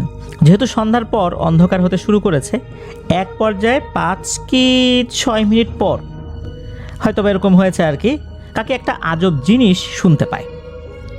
কাকি যে ভয় পাবেন বিষয়টা এরকম না, উনি বেশ কৌতূহলী একটা মনোভাব নিয়ে এই বিষয়টা শোনার চেষ্টা করছিলেন। ওনার কাছে মনে হচ্ছিল একটা ঢোল আর ঝুনঝুনির শব্দ হচ্ছে, মনে হচ্ছে অনেক দূর থেকে এই শব্দটা আসছে এবং আস্তে আস্তে ওনার দিকে এগিয়ে আসছে। তবে উনি আর একটা বিষয় খেয়াল করলেন, শব্দটা মনে হচ্ছে মাথার উপর দিক থেকে আসছে। চিন্তা করলেন কি ব্যাপার, উপর দিক থেকে ঢোল আর ঝুনঝুনির আওয়াজ, ঘটনাটা কি? উনি তাকালেন হচ্ছে ওই আম গাছটার দিকে। আম গাছটা কিন্তু বেশ পুরনো এবং মোটা ছিল। উনি খেয়াল করলেন ঠিক কাকির বয়সীর একটা ছেলে আর একটা মেয়ে গাছ থেকে হেঁটে হেঁটে নিচে নামছে। ছেলেটার কাঁধে একটা ঢোল আর মেয়েটার হাতে একটা ঝুনঝুনি। তারা সেগুলো বাজিয়ে বাজিয়ে গাছ থেকে হেঁটে হেঁটে নেমে আসছে। গাছ থেকে যেভাবে মানুষ নেমে আসে ওভাবে না, কিন্তু একদম হেঁটে হেঁটে, আমরা যেভাবে মাটির উপর দিয়ে হেঁটে বেড়াই ওভাবে।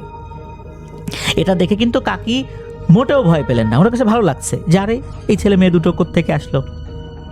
আরও একটা বিষয়, ওই ছেলে মেয়ে দুটোর উপরে আলো পড়ছে, ঠিক উপর থেকে আলো পড়ছে, তাদেরকে স্পষ্ট দেখা যাচ্ছে, কিন্তু আলোটা যে কোথা থেকে আসছে এটাও কিন্তু বোঝা যাচ্ছে না, তবে উপর থেকে আসছে জাস্ট এতটুকুই মনে হচ্ছে।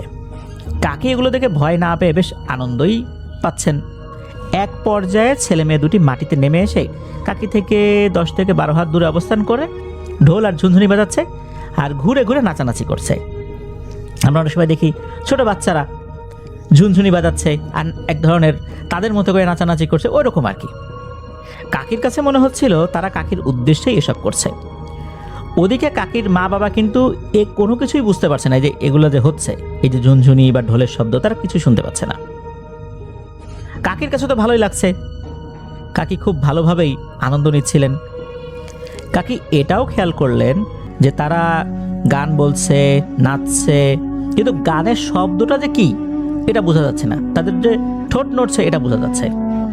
আর তারা বেশ জোরে সোরেই যে গান গাচ্ছে এটাও মনে হচ্ছিল, কিন্তু গানের কোনো শব্দ তারা আসলে বুঝতে দিচ্ছিলেন না বা কাকিও বুঝতে পারছিলেন না।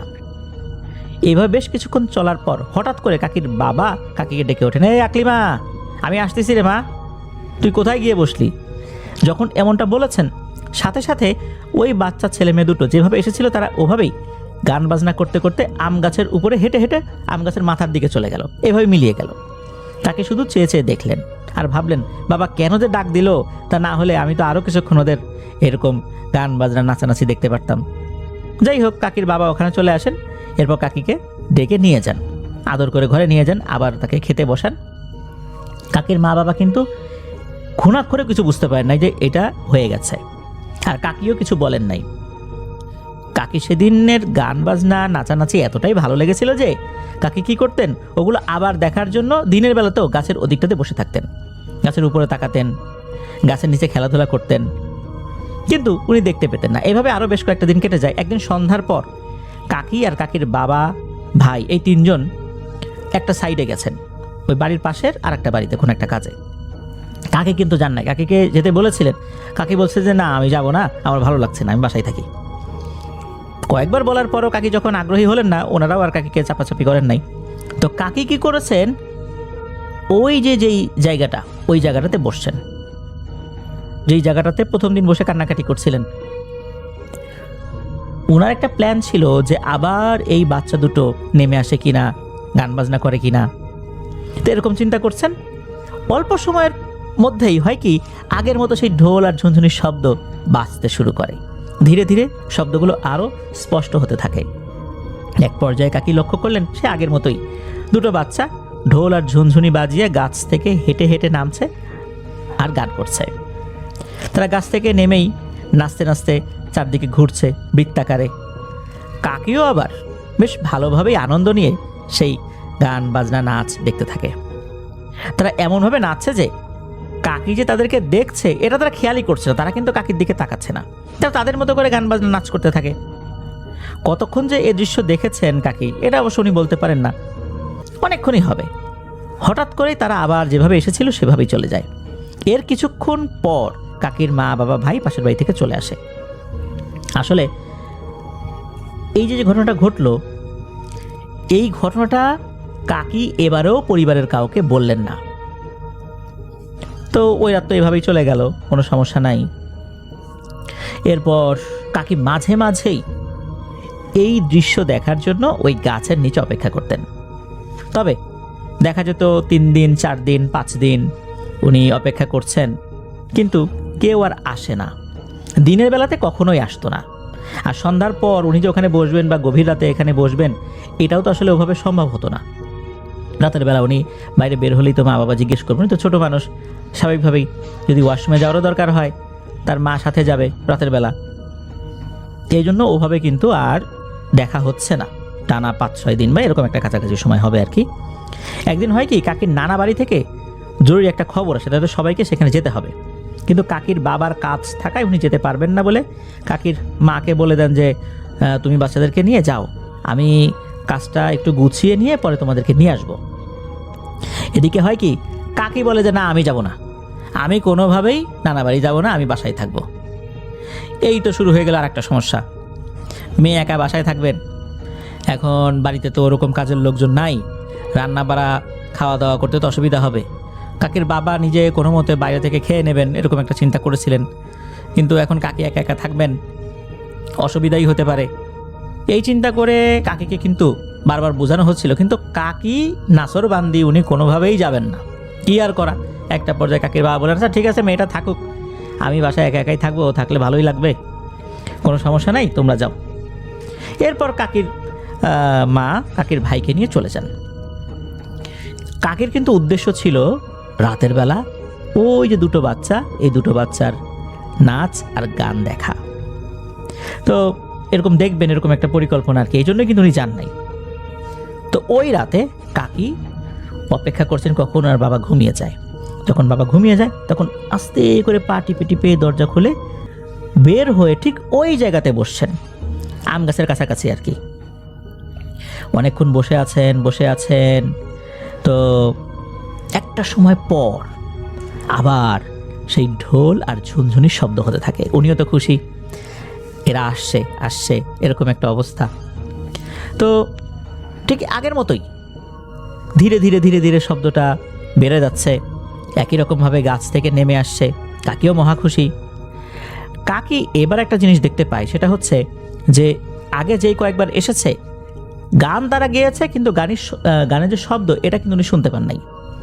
কিন্তু এবারে উনি গানের শব্দ শুনতে পাচ্ছেন, তবে এরা যে কোন ভাষায় গান গাইছে এটা বুঝতে পারছেন। এটা যে বাংলা ভাষা না এটা উনি নিশ্চিত, কিন্তু এটা যে কোন ভাষা এটা ওনার বোধগম্য হচ্ছে না। উনি এবার বেশ মহা আনন্দ নিয়ে হাতে তালি দিচ্ছেন, উনিও নাচানাচি শুরু করেছেন। তবে ওদের কাছে যান নাই, দূর থেকে নাচানাচি করছেন। ওরাও কিন্তু কাকির দিকে তাকাচ্ছে না, তারা তাদের মতো করেই গান গাচ্ছে, ঝুনঝুনি বাজাচ্ছে, ঢোল বাজাচ্ছে, নাচানাচি করছে। কাকিও তার মতো করে আনন্দ করছেন, কাকি হাতে তালি দিচ্ছেন, বাহবা দিচ্ছেন। কাকির কাছে বেশ আনন্দ লাগছে। আসলে এই যে দুটো বাচ্চা, ওদের যে পোশাক আশাক যে অসাধারণ রকমের, এটাও বলা যাবে না। গ্রামের 8-10টা বাচ্চা যেভাবে পোশাক আশাক পরে, ওই বয়সী বাচ্চারা আর কি ওরকমই পোশাক আশাক পরা আর কি। তবে তাদের পোশাক আশাকগুলো বেশ পরিপাটি, এই আর কি। তো এদিকে হয় কি, ওই রাতটা এভাবে পার হয়ে যায়। পরের আর একটা দিন সন্ধ্যার পর, তখন ওনার বাবা ফেরত আসেন নাই। তখন উনি সন্ধ্যার পর ওই জায়গায় বসেছেন। এবারও কিন্তু ওই বাচ্চা দুটো নেমে আসে, একই রকমভাবে তারা নাচছে, গান গাচ্ছে, গানের শব্দ কাকি শুনতে পাচ্ছেন। কিন্তু এর মধ্যে ঘটে যায় একটা অঘটন। সেটা হচ্ছে কাকির বাবা উনি ইতোমধ্যেই বাসায় চলে আসছেন। বাসার মধ্যে ঢুকে কাকিকে খুঁজছেন, পাচ্ছেন না। চিন্তা করলো কি ব্যাপার, মেয়েটা কোথায় গেল এরকম সন্ধ্যার পরে। উনি আশেপাশে খুঁজে দেখার চেষ্টা করছিলেন। দূর থেকে উনি খেয়াল করেন আম গাছের নিচে দুটো বাচ্চা নাচানাচি করছে, ঘুরছে, আর কাকি ওদের সাথে একটু দূরে সে তার মতো করে নাচছে, হাতে তালি দিচ্ছে আর হি হি করে হাসছে। এই দৃশ্য দেখার সাথে সাথে কাকির বাবা কিন্তু যা বুঝার বুঝে গেছেন। উনি দূর থেকে বলছে, এই আকলিবা মা, তুই কি করিস রে, আমি আসতেছি। এই বলে যখন কাছাকাছি যাচ্ছেন, তখন এই দুটো বাচ্চা তারা ভয়ার্ত দৃষ্টি নিয়ে, মানে মনে হচ্ছে তারাই ভয় পেয়েছে, কাকির বাবার দিকে তাকিয়েছে। তাকানোর সাথে সাথে ওরা একদম বাতাসের সাথে মনে হলো মিলিয়ে গেল। আগে যেভাবে হতো ওরা যে গাছে উঠে গেছে, এবার কিন্তু তা হয়নি, ওরা মিলিয়ে গেল। এই মিলিয়ে যাওয়ার দৃশ্য কিন্তু কাকির বাবা এবং কাকি দুজনই দেখেছেন। তখন কাকিকে গিয়ে উনি জড়িয়ে ধরেছেন, কোলে উঠিয়ে দৌড়ে ঘরের মধ্যে নিয়ে আসছেন। নিয়ে আসার পর বলছেন যে, এই তুই কি করতেছিলি, এরা কারা? তখন কাকি সব ঘটনা খুলে বলেন যে কিভাবে কি হয়েছে। এরপর তো কাকির বাবা বুঝতে পারছেন যে মেয়েটা কেন কারো বাসায় যায় না, তার নানি বাড়ি গেল না। এটাই হচ্ছে কারণ, সে ওই বাচ্চা দুটোর গান এবং নাচ দেখতে চায়। উনি তো দ্রুত কাকির মাকে খবর পাঠালেন। কাকির মা চলে আসে, উনি আর যান নাই, কাকির মাই দ্রুত চলে আসে। আসার পর বলেন যে এই ঘটনা, তোমার মেয়ে তো এই ধরনের একটা সমস্যায় পড়ে গেছে। তখন আরেকজন হুজুরের কাছে যাওয়া হয়। তো হুজুর সব কিছু শুনলেন, শোনার পর বলেন আচ্ছা ঠিক আছে, আমি কয়েকদিন পর জানাই, আর মেয়েটাকে আপাতত কয়েকদিন সাবধানে রাখেন। যদি এর মধ্যে মেয়ের আচার আচরণে কোনো পরিবর্তন ঘটে আমাকে জানাবেন, আমার কাছে নিয়ে আসবেন। তা না হলে 2-3 দিন পর আপনারা আসেন, দেখি কি তথ্য নিতে পারি। তো এর মধ্যে কাকির আচার আচরণে কোনো পরিবর্তন দেখা যায় নাই। আর এর মধ্যে কাকিও ওই আম গাছের নিচে ওদের গান বাজনা এগুলো দেখার জন্য বা শোনার জন্য আর যান নাই। তো 2-3 দিন পরে কাকির মা বাবা যখন ওই হুজুরের কাছে গিয়েছেন, তখন হুজুর জানান যে এই যে আম গাছটা, এটা অনেক আগে থেকেই এখানে একটা মুসলিম জিন পরিবার বসবাস করে। তো এই পরিবারে দুটো বাচ্চা আছে। তাদের যে বয়স, এই বয়স তো অনেক বেশি, কিন্তু তাদের বয়স এই কাকির যেই বয়স, এইভাবে আর কি দেখা যায়। কিন্তু জিনেদের বয়স তো বেশি থাকে, সেই হিসাব না করে কাকির যে বয়স জিনেদের বয়সের তুলনায় আর কি ওই একই রকম বলতে হবে আর কি। মানে তাদের বয়স যদি দেখা যাচ্ছে 80 বছর হয়েছে, কাকির বয়স 6-7 বছর হয়েছে, তাদের এরকম বয়সেই তারা কাকির বয়সীর মতো দেখা যায় আর কি। মানে এমনটাই ওই হুজুর বোঝানোর জন্য বলেছিলেন আর কি। তো হুজুর বলেন যে এরা মোটেও ক্ষতিকর কিছু না, এরাও আসলে খেলাধুলা করতে পারে না কারোর সাথে। এদের মা বাবা এদেরকে খুব শাসনে রাখে, এই কারণে এখান থেকে বাইরে বের হলে অন্য জিনেরা ক্ষয়ক্ষতি করতে পারে। এই জন্য এই 2 বাচ্চাকেও খুব একটা বাইরে বের হতে দেওয়া হয় না। যদি কোথাও বাইরে বের হতেই হয়, মা বাবার সাথেই তারা যায়। যখন কাকি সন্ধ্যার পর কান্না করছিল, তখন এই 2টো বাচ্চার দেখে খুব মায়া হয়। তাদের কাছে মনে হলো যে এই বাচ্চার সাথে আমরা একটু খেলাধুলা করি। এই জন্যই তারা নেমে আসে। মাঝে মাঝে তারা সুযোগ পেলেই নিচে নেমে আসতো। দিনের বেলাতে তো এটা হতো না, কারণ দিনের বেলা তারা এরকম সুরুত ধরে আসতে পারতো না, কারণ ওরা ওরকম শক্তিশালী না। বাচ্চা তো, ওদের মধ্যে ওইরকম শক্তিমত্তা আসেনি। এই জন্য দিনের বেলাতে তারা কাকির চোখে আসতে পারতো না। যা আসতো সন্ধ্যার পরেই আসতো, আর যখন তার মা বাবা থাকতো না এই সুযোগে আসতো। গভীর রাতে আসার চেষ্টা করলেও খুব একটা সক্ষম হতো না। মাঝে মাঝে কাকি বসছে সন্ধ্যার পর, তারপর আসতে পারেনি, তো কারণ তখন তার মা বাবা ছিল। এই জন্য এই বাচ্চা জিন দুটো ওভাবে কাকির সামনে এসে নাচানাচি করতে পারেনি। যেহেতু এখন মানুষ দেখে ফেলেছে, এরা মারাত্মক ভয় পেয়েছে, এরা চলে গেছে।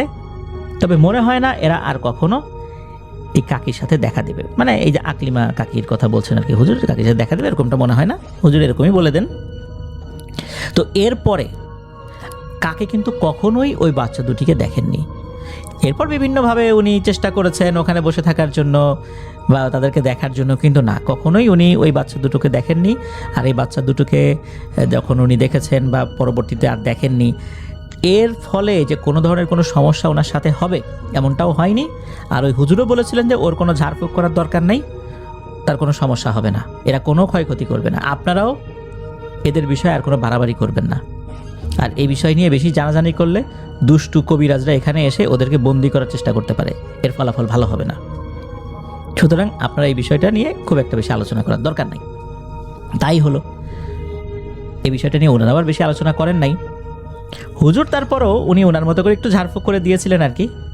তো সময়ের সাথে তো অনেক কিছু পরিবর্তন হয়ে গেছে, অনেক পরিবর্তন হয়েছে ওনাদের ঘর বাড়ির যে শেপ, সেগুলোতে অনেক কিছুই হারিয়ে গেছে। কিন্তু এই ঘটনাটি এখনও রয়ে গেছে। এই দুটো বাচ্চা জেন কখনোই আর কাকির সাথে দেখা করতে আসেননি। কাকি এই ঘটনাটা পরবর্তীতে সবার সাথে বলেছিলেন, খুলে বলেছিলেন আর কি। অনেকে এটা নিয়ে বেশ আনন্দ পায়। তো যাই হোক, এটাই ছিল ঘটনা।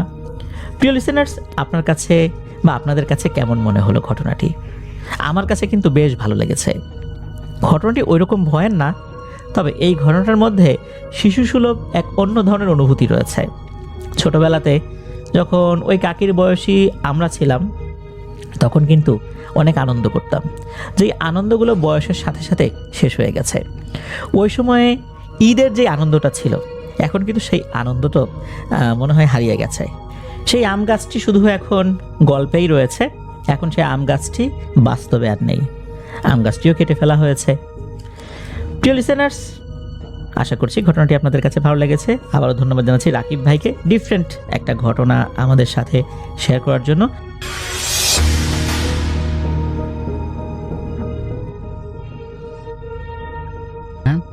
আমার নাম মোহাম্মদ মাহফুজ সর্দার জুয়েল। আমার দেশের বাড়ি গোপালগঞ্জ, কাজুলি ইউনিয়ন, বজরগাতি গ্রাম। এক সময় আমার এক ফ্রেন্ড, আমরা 4টা ফ্রেন্ড একসাথে মিলে পূজা দেখতে যাই। তো ওই জায়গার নাম বজরগাতি বাজুনিয়া। তো ওই জায়গায়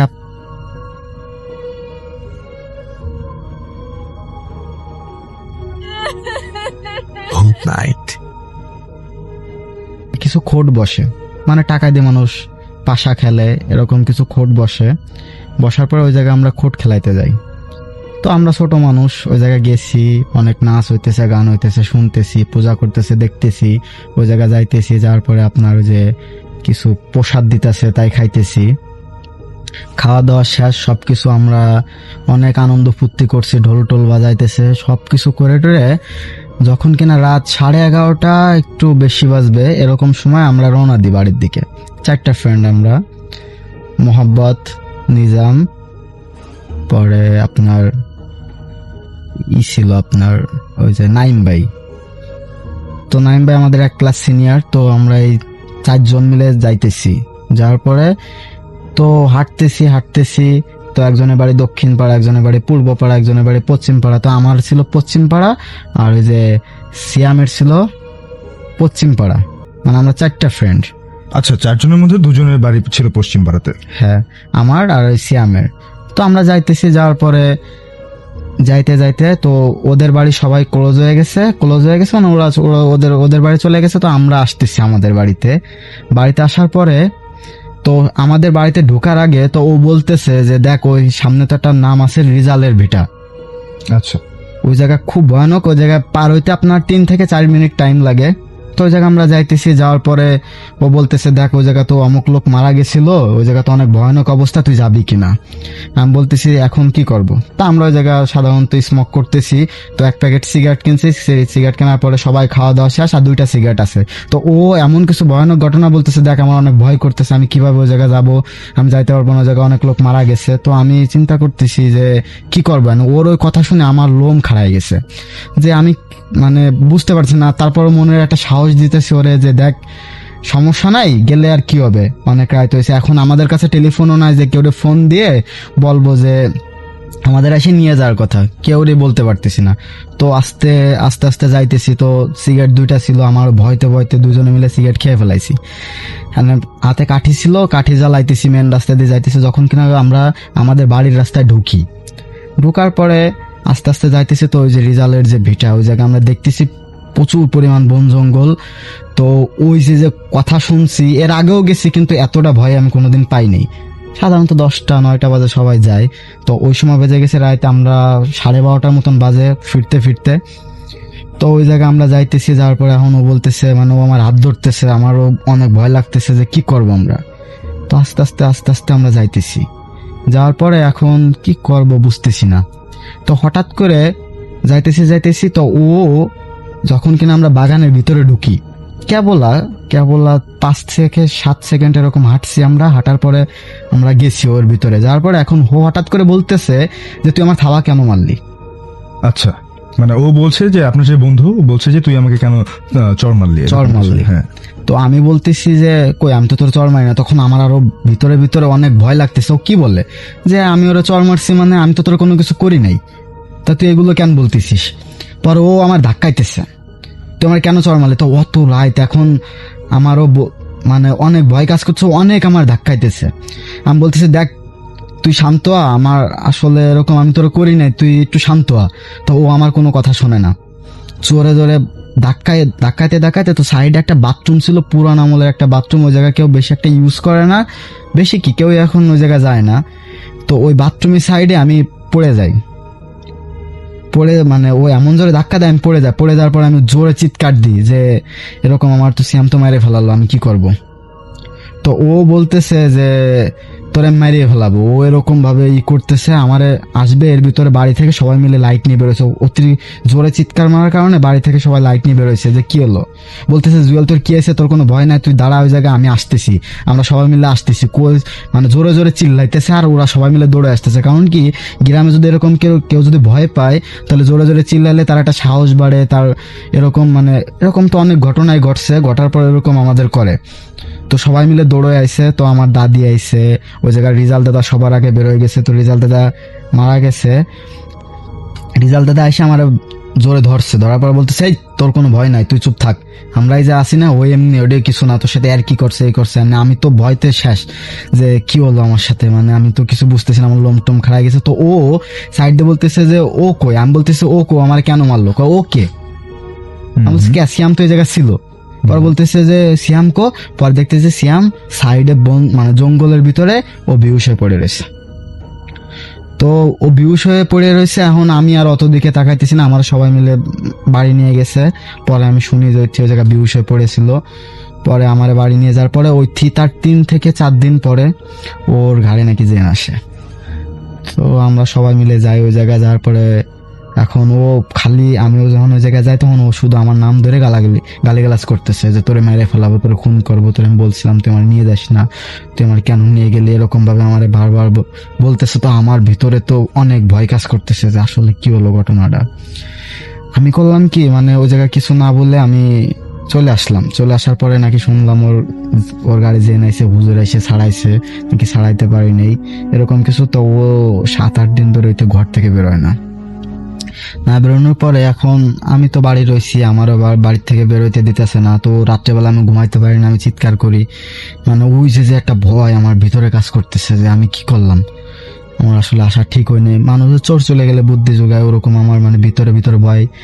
তো 7 থেকে 8 দিন পরে তার হঠাৎ করে সকালবেলা শুনতেছি যে ও নাকি ওই যে পুরোনো টয়লেটের কথা বললাম, ওই টয়লেটের উপরে নাকি শুয়ে রয়েছে।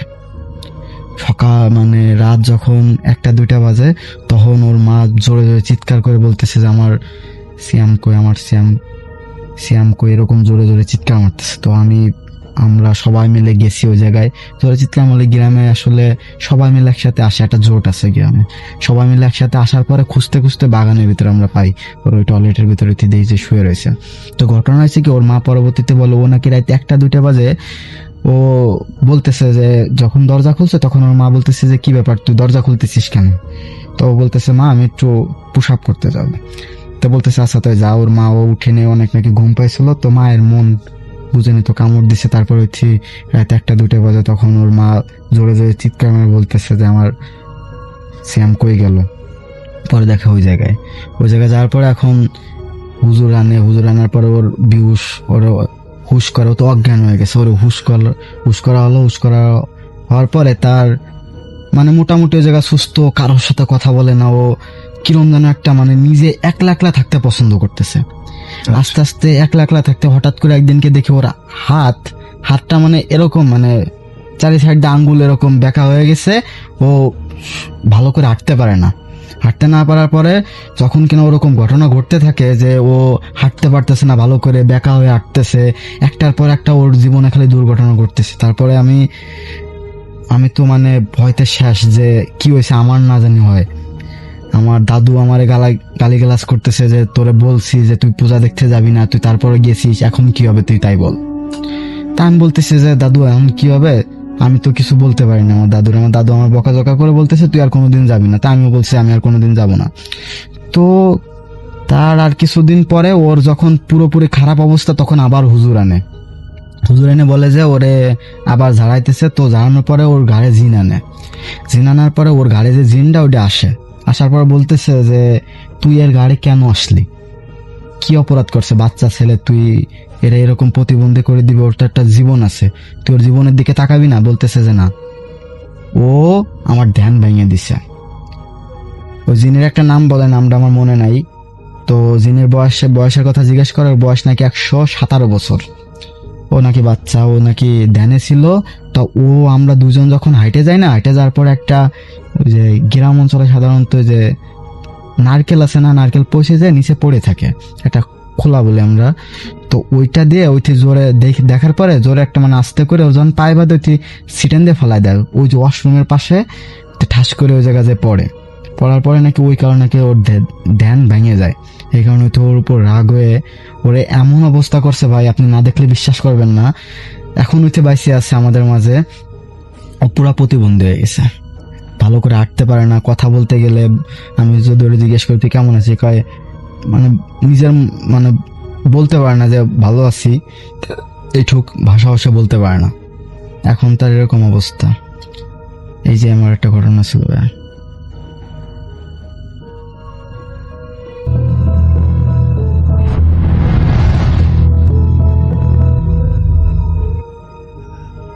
আসসালামু আলাইকুম। ওয়ালাইকুম আসসালাম। আমি আলামিন তেজগাঁ থেকে আসছি। আমার লাইফে একটা ঘটনা ঘটে গেছে, ওইটা শেয়ার করার জন্য। তো বেশি না বাড়ায় আমি সরাসরি ঘটনায় চলে যাই। আমি একটা কর্পোরেট অফিসে জব করি। তো আমাদের অফিসটা হচ্ছে 15 তলা, আমি হচ্ছে 14 তলায়। আমাদের পুরো অফিসটা হচ্ছে 15 তলা, আমাদের অফিসটা হচ্ছে 14 তলায়। তো আমি যখন এই চাকরিটা নেই তখন শুনছি যে ওইখানে অনেক ভৌতিক ব্যাপার আছে, অনেক আগের কাহিনী, অনেক কিছু শুনছি। তারপরে জীবনের তাগিদে আর কি চাকরিটা নেওয়া। তো হচ্ছে কি, আমাদের অফিসের পাশে একটা বিল্ডিং আছে, বিল্ডিংটা অনেক ভৌতিক। ওইখানে অনেক বড় একটা বাড়ি, পুরো বাড়িটাই শুধু একজন মাত্র মহিলা থাকে, আর পুরো বাড়িতে কেউই থাকে না। তো বাড়িটা অনেক বড়, লাইট টাইটও কিছু জ্বলে না। দিনের বেলায় শুধু একটা মহিলাকে দেখা যায়, আর সামনে একজন দারোয়ান থাকে, দারোয়ানও রাতে থাকে না। তো ওই বাড়িটার পাশেই আমাদের অফিসটা। তো বেসিক্যালি হয়েছে কি, আমাদের এখানে শিফট বাই শিফট ডিউটি। তো আমার রাত্রে ডিউটি পড়ছে, তো আমি আর আমার কলিগ রাত্রে ডিউটি করতেছি। তো প্রথম কিছুদিন এরকম কিছু হয় না আমার সাথে। কয়েকদিন যাওয়ার পরে আমরা একটা শব্দ পাচ্ছি যে উপর থেকে কেউ সিঁড়ি দিয়ে নামলে যে জুতা স্যান্ডেল পরে যে নামে ও একটা শব্দ হয়, ওটা কিন্তু বোঝা যায় যে একটা মানুষ উপর থেকে নিচের দিকে নেমে আসতেছে, সিঁড়ি দিয়ে একটা শব্দ হয়। তো আমরা শব্দটা পাচ্ছি, তো পাইলে আমরা ঘাবড়াই গেছি যে এত রাত তখন 1টা-1:30 এরকম, সঠিক টাইমটা আমার মনে নাই, তবে 1টা-1:30টার ভিতরে এরকমই হবে। তো শব্দ পাচ্ছি বাট কেউ আসতেছে না সামনে। তো আমরা করলাম কি, ওই আমার সাথে যে কলিগ ছিল ওনাকে বলতেছি যে এত রাতে তো কেউ এইখানে আসার কথা না, যেহেতু আমাদের বিল্ডিংয়ের নিচে 2টা গেটই তালা মারা থাকে, নিচে সিকিউরিটিটা থাকে, এত রাতে কেউ ঢুকতে দিবে না সিকিউরিটি, প্লাস গেট তালা মারা, আর সাদের গেট তো সন্ধ্যার পরপরই তালা দেওয়া হয়ে যায়। তো আমরা খুব ঘাবড়াই গেছি যে এত রাত্রে কে আসবে। তো আমরা গেছি, একটু উপরে উঠে গেছি যে হয়তো 15তলাটা ফাঁকা, মানে ওখানে কোনো অফিস হয় না এখনো। তো আমরা যে দেখলাম মোবাইলের লাইট টাইট দিয়ে দেখলাম যে না, কেউ নাই। তো ওই দিন আমরা চলে আসছি। আবার তার 2-3 দিন পর আবার এরকম হলে আমরা আবার যাই, আবার যেয়ে দেখি কিছু নাই। তো এরকম 2-3 বার হওয়ার পরে একদিন হয়েছে কি, বেসিক্যালি অন্য দিন আমরা 3-4 জন থাকি, তো ওই দিন আমরা পুরো অফিসে 2 জন। তো আমরা আবার ওরকম রাত 1টা-1:30 বাজে তো এরকম শব্দ পাচ্ছি। তো 2 জন তো আর একটু ভয় তারপর শব্দ পাচ্ছি, কেউ নাই। পরে আমরা আবার গেলাম, যে জিনিসটা দেখলাম শাফিন ভাই, সেটা আপনাকে মানে বইলা বুঝাইতে পারবো না। আমি যে এখন বলতেছি আমার পুরো শরীরের পশমগুলো দেখেন খাড়া হয়ে গেছে। জি, আমি দেখতেই পাচ্ছি। জি, আমার ভিতর থেকে অনেক দেখেন, আমি ঘাম ছেড়ে দিছি, আমার কপালে ঘামটা হয়ে যাচ্ছে। তো যেটা দেখলাম আর কি, মানে আমি তো দেখে স্ট্রং আছি, কিন্তু আমার সাথে যে ছিল ও দেখে সাথে সাথে সেন্সলেস হয়ে পড়ে যায়। তো পড়ে গেলে আমি দেখে মানে আমিও স্তব্ধ হয়ে গেছি, বাট আমার সেন্সলেস হয় নাই। আমি দেখি মানে বিভৎস একটা মহিলা, মানে হাসতেছে, দাঁত নাই, ওনার শুধু মাড়িটা আছে, আর চেহারা মানে বিকট চেহারা, আর চুলগুলো ছাড়া সাদা একটা কাপড় পরা। তো আমার সাথে যে ছিল ও তো সেন্সলেস হয়ে পড়ে গেছে। যখন আমি ওকে ধরতে যাচ্ছি, এখন দেখি কি ওই মহিলাটা আমার দিকে হাত বাড়াই দিতেছে। তা উনি আমার থেকে না হলেও 5-7 গজ দূরে, তো মনে হচ্ছে যে ওনার হাতটা লম্বা হয়ে আমাকে ধরতে গেছে। তখন আমি করলাম কি, মানে ওরে আমি উঠাবো কি, আমি নিচে দৌড়ায় চলে আসলাম। যখন আমি অফিসের ভিতরে দৌড়ায় এসে আমার গেটটা লক করে দিয়ে আমি আমার অফিসের ফোন থেকে সবাইকে ফোন টোন দিয়ে নিচে থেকে তাড়াতাড়ি সবাইকে নিয়ে আসলাম। ওনারা যখন উঠে আসতেছে, কথা টথা শুনতেছি। তারপর ওনারা যখন আসলো, আমি ওনাদের আসার পরে আমি গেট টেট খুলে বেরোয়ে ওনাদেরকে সবকিছু বিস্তারিত বলে এখানে নিয়ে গেলাম। নিয়ে দেখি যে ওই সেন্সলেস ওই অবস্থায় পড়ে আছে। তো ওনারে তারপর নিচে আনার পরে দেখলাম কি, যে ওনার শরীরে মানে কিছু দিয়ে ব্লেডের আঁচড় দিলে যেরকম চিহ্নগুলো পাওয়া যায় না, তো এরকম আঁচড়ের চিহ্নগুলো ওনার শরীরে। তো তারপর আমরা পানি টানি দিয়ে ওনার সেন্স আসলো। আসার পর তারপর আমি আর কি ওই চাকরিটা ছেড়ে দেই। মানে জীবনের একটা মায়া আছে যে আমার সাথে তো আজকে হয়েছে, আমি বেঁচে গেছি। তো তারপর আমার যে কলিগ ছিল ওর মানে খুব জ্বর, তারপর দিন থেকে খুব জ্বর। তো 3-4 দিন জ্বর হওয়ার পর আমার সেই কলিগটা মারা গেছে। আর এটা এই জন্যই আমি আমার কর্পোরেট অফিসটার নাম বলি নাই, যেহেতু এটা অফিসের একটা রেপুটেশনের ব্যাপার, যার কারণে আমি বলি নাই। তো এই হচ্ছে মানে আমি ছোটবেলা থেকে ভূতের অনেক শুনছি, করছি, কিন্তু কখনো আমার বিশ্বাস হয় নাই। কিন্তু এই ঘটনার পর আমি এখনো আমি রাতে ঘুমাই, মাঝে মাঝে চিৎকার দিয়ে উঠি ঘুমের ভিতরে। হয়তো সেদিন আমি কোনো এক ভাগ্যের জোরে বেঁচে গেছি, হয়তো হায়াত ছিল দেখে বেঁচে গেছি। তবে শাফিন ভাই, এটা কিন্তু ঠিক, আমি বিশ্বাস করতাম না যে ভূত বা অশরীরী আত্মা এরকম কিছু আছে। কিন্তু আমার লাইফে এই সামনাসামনি ঘটনার পর আমি মানে এখন খুবই আমার দিনগুলো খুবই ইয়েতে যায়। তারপর আপনারা সবাই আমার জন্য দোয়া করবেন যেন বাকি জীবনটা আমার সাথে এরকম কিছু না হয়।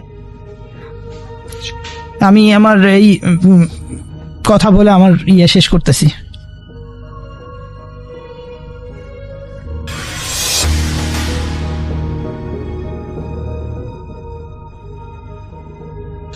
তো আমি চলে যাব কল্লোলের সাথে ঘটা ঘটনায়। কল্লোল একজন স্টুডেন্ট ছিল এবং সে পড়াশোনা করতে এসেছিল শহরে, এবং স্পেসিফিকলি শহরের নামটি উল্লেখ করেনি আমাদের সাথে অনেক। তো যাই হোক, সে যখন আসলো শহরে, সে একটা ইউনিভার্সিটির অ্যাডমিশন নিয়ে সে থাকার জন্য জায়গা খুঁজছিল। বেসিক্যালি সে একটা মানে মেস করে থাকার জন্য একটা বাসা খুঁজছিল। তো বিভিন্ন জায়গায় যখন যায়, তো সে গিয়ে যখন বলে যে সে ব্যাচেলর, তাকে ভাড়া দিচ্ছিল না। তো এরকম করতে করতে কল্লোল বেশ ক্লান্ত হয়ে গেছে এবং সে এক আত্মীয়র বাসায় উঠছিল কয়েকদিনের জন্য। দেখা যাচ্ছে যে সময় শেষ হয়ে যাচ্ছে, ওখানেও কয়েকদিন থাকা যায়। এরকম খুব টেন্সড অবস্থায় একবার সে একটা বাসায় গিয়ে একটা রুম পেল, স্টুডিও অ্যাপার্টমেন্ট। এখানে অনেকগুলো এরকম আছে, থাকার জায়গা আছে, এবং তার মাঝে একটা রুম সে পেল, এবং সেখানে মানে ফুল ফার্নিশ রুম, কিচেন সহ, বাথরুম সহ একটা রুম। তো কল্লোল খুশি হয়ে গেল সেটা পেয়ে। সে বললো যে ঠিক আছে। তো মালিকের কাছে ভাড়ার কথা জিজ্ঞেস করলো, মালিক তাকে একটা ভাড়ার কথা বললো। ভাড়াটা বেশ রিজনেবল একটা ভাড়া, মানে অ্যাকচুয়ালি তার কম, মানে যে ভাড়া হওয়ার কথা তার তুলনায় অনেক কম। এবং একেবারেই দেখা যাচ্ছে যে যেখানে গলিটা ছিল, সে গলির একেবারে প্রান্তে সেই বিল্ডিংটা সেখানে। তো কল্লোল অবাক হলো যে এত কম ভাড়া নিল। যাই হোক, সে আর কোনো কথা না বাড়ায় সে নিয়ে নিল। তো মালিক তাকে বলল যে আমি তো পরিষ্কার করাই দিব, তারপরও বাড়িটা একটু মানে ঘরটা ভালো মতো একটু পরিচ্ছন্ন করাই নিও। তো কারণ এখানে প্রায় মানুষ ছিল না, বছর দেড়েকের উপরে মানুষজন ছিল না কেউ। তো কল্লোল একটু চিন্তা করলো যে 1.5 বছর ছিল না, মানে ব্যাপারটা কিরকম খালি ছিল কেন, আর এত কম ভাড়া কিভাবে থাকে। যাই হোক, এগুলো চিন্তা করে কল্লোল আর কোনো কথা বললো না, সে উঠে গেল বাসায়। তো বাসায় উঠে সে দেখলো যে একেবারে প্রথম যখন সে বাসা মানে ওই দিন যেদিন কথা বলছে টাকা দিয়ে ওই দিনই বাসা নিছে, নেওয়ার পর যে দেখতেছে ঘর খুলে যে বাড়িওয়ালা আসলে তেমন কিছু পরিষ্কার করে দেয়নি, ধুলা টুলা পড়ে আছে, কেমন জানি আর কি একটা গন্ধ ভেতরে, একটা মানে কেমন জানি একটা সোদা গন্ধ ঘরের ভেতরে, বেশ অন্যরকম, মানে ড্যাম ড্যাম একটা অবস্থা। তো একবার চিন্তা করলো কল্লোল যে এটা নিয়ে নিলাম এই অবস্থায়, ভাড়া কম দেখে, কিন্তু মানে ড্যামের মধ্যে এইভাবে থাকবো। তো গিয়ে সে জানলা টানলা খুললো, জানলা খুলে দেখতেছে যে পেছনে গাছ আছে বাসার পেছনে, আর কেমন জানি পরিবেশটা। তো যাই হোক, তারপরও ন্যাচারাল একটা এনভায়রনমেন্ট আছে পেছনে। তো এগুলো দেখে সে আস্তে ধীরে বাসা পরিষ্কার করলো। বাথরুমটাও দেখলো অনেক পুরনো হয়ে গেছে। তো সে যে বললো যে তার বাড়ি এলাকায় যে বাথরুমটা পরিষ্কার করায় দেন। তো মোটামুটি সে ঘরটায় মোটামুটি সেট আপ করে নিল নিজের মতো। তো সন্ধ্যাবেলা কল্লোল দেখতেছে যে তার ঘরের সামনে বাতিটা নাই, একটা করিডোরের সামনে, যে তার যে বাসার সামনে যে করিডোরটা, করিডোরের দূরের রুমে বাতি আছে, তার রুমের সামনে বাতি নেই, অন্ধকার। তো সে গেল, কল্লোল গিয়ে সেখানে তার মতো সে বাল্ব নিয়ে আসলো, এনে সে একটা টুল নিল, টুল নিয়ে সেখানে দাঁড়ায় বাল্বটা লাগাচ্ছে সেই করিডোরে দাঁড়ায়। অন্ধকার করিডোর, ওই মাথায় একটা আলো জ্বলতেছে বেশ দূরে, আর এখানে, এবং যে আলো জ্বালায় রাখছে সেটাও খুব কম পাওয়ারের একটা বাল্ব। তো সে বাল্বটা লাগাতে যাবে, তো এর মাঝে মানে বাল্ব হাতে নিয়ে সে দাঁড়াইছে আর কি, দাঁড়ায় সে একটা কাপড় হাতে নিয়ে দাঁড়াইছে, বাল্ব আর কাপড়টা নিয়ে টুলের উপরে মুছতেছে আগে হোল্ডারের যে জিনিসটা, সে বাল্বটা লাগাবে আর কি। এই সময় তার মনে হলো নিচ থেকে কোন একটা মেয়ে গান গাইতে গাইতে উপর দিকে উঠতেছে। তো গান গাইতে গাইতে উপর দিকে উঠতেছে সিঁড়ি ঘরের দিক থেকে, মানে মানে তার যে অপোজিট সাইডে, এক সাইডে তো একটা বাল্ব জ্বলতেছে দূরে, সেখানে আর একটা এরকম অ্যাপার্টমেন্ট আছে, আর ওই পাশে সিঁড়ির দিকে ওই জায়গাটা কিন্তু অন্ধকার, মোটামুটি আলো নাই, উপরতলা আলো। এখানে এখন যদি কল্লোল বাতি লাগায় তাহলে কিছুটা আলো হবে। তো অন্ধকারের মধ্যে সে শুনতেছে যে একটা মেয়ের কণ্ঠ গান গাইতে গাইতে উপর উঠতেছে। তো সে একটু চিন্তা করলো, কে এখানে, কি থাকে কিছু, মানে মানুষের মনে একটা কিউরিয়াসিটি, কে উঠতেছে এখানে। তো তারপরে সে আস্তে চিন্তা করতে করতে সে হোল্ডারটা মুছে বা বাল্বটা জাস্ট লাগাবে, এই সময় সে পায়ের শব্দ পেল। মনে হলো সিঁড়ির গোড়ায় পা, কেউ একজন স্যান্ডেল দিয়ে থপ থপ করে যদি উঠে যায় সেখানে। তো সে তাকালো, এক নজর দেখলো অন্ধকারের মধ্যে মনে হলো একটা অবয়ব, মানে একটা মেয়ের অবয়ব, সে সিঁড়ি দিয়ে উঠে গেল উপর দিকে। আর চারিদিকে মনে হলো একটা কেমন ফুলের ঘ্রাণে ছড়াই গেল চারিপাশটা, মানে কেমন একটা ফুলের ঘ্রাণ। এই ফুলের ঘ্রাণটা আসলে কল্লোল বলতে পারবে না কি ফুল, বাট একটা ঘ্রাণ, ভারী একটা ফুলের ঘ্রাণে চারদিক ছড়ায় গেল এবং গান গাইতে গাইতে মেয়েটা উপরে উঠে গেছে। তো সেই সুরটাও কল্লোল আসলে বুঝতে পারলো না কি সুর, কথাগুলো স্পষ্ট না। তো যাই হোক, সে বাতিটা লাগাই দিল আর কি তার হোল্ডারে, বাতি লাগাইলো এবং বাতি লাগানোর সাথে সাথেই কেমন 2-3টা স্ট্যাটারিং করে বাতিটা ঠাস করে কেটে গেল। খুব অবাক হলো কল্লোল, একদম নতুন কেনা বাল্ব। তো সে চিন্তা করলো, যদিও এটা ফিলামেন্টের বাল্ব, চিন্তা করলো যে লোকটা পাল্টাই দিবে নাকি, লাইট কেন এভাবে কেটে গেল। তবুও চিন্তা করে যে লাইনে সমস্যা থাকলে তো ওগুলো দেয় না বাল্ব। তারপর বাল্বটা খুলে সে মানে একেবারে অন্ধকার তার ঘরের সামনে। তো সে মানে ঘরে ঢুকবে এই সময় সে সব শুনতেছে সিঁড়ির গোড়ায়, মনে হচ্ছে কেউ বসে বসে গান গাচ্ছে, অ্যাজ ইফ সিঁড়ির উপর বসে যদি কেউ গান গায় যেরকম, সেরকম ভাবে বসে নারী কণ্ঠে গান গাচ্ছে। তো সে কিছুক্ষণ চিন্তা না করে সে ঘরে ঢুকে গেল, চিন্তা করলো বাড়িওয়ালার সাথে আলাপ করবে, লাইনের সমস্যা আছে নাকি। তো ঢুকে গেল ঘরের ভিতরে কল্লোল। তো পরদিন কল্লোল এলাকার যে মিস্ত্রি আছে, ইলেকট্রিক মিস্ত্রি, তাকে নিয়ে আসলো আগে, এনে লাইনটা দেখানোর জন্য যে আসলে কি এখানে লাইনে কোনো সমস্যা আছে কিনা। তো সেই ইলেকট্রিক মিস্ত্রি সব চেক করে বললো যে না, লাইনে কোনো সমস্যা নেই। সে বললো যে আমার লাইটটা লাগানোর পর কেটে গেছে এরকম। তো ইলেকট্রিক মিস্ত্রি একটু অবাক হলো, বললো যে আপনি কোথায় উঠছেন?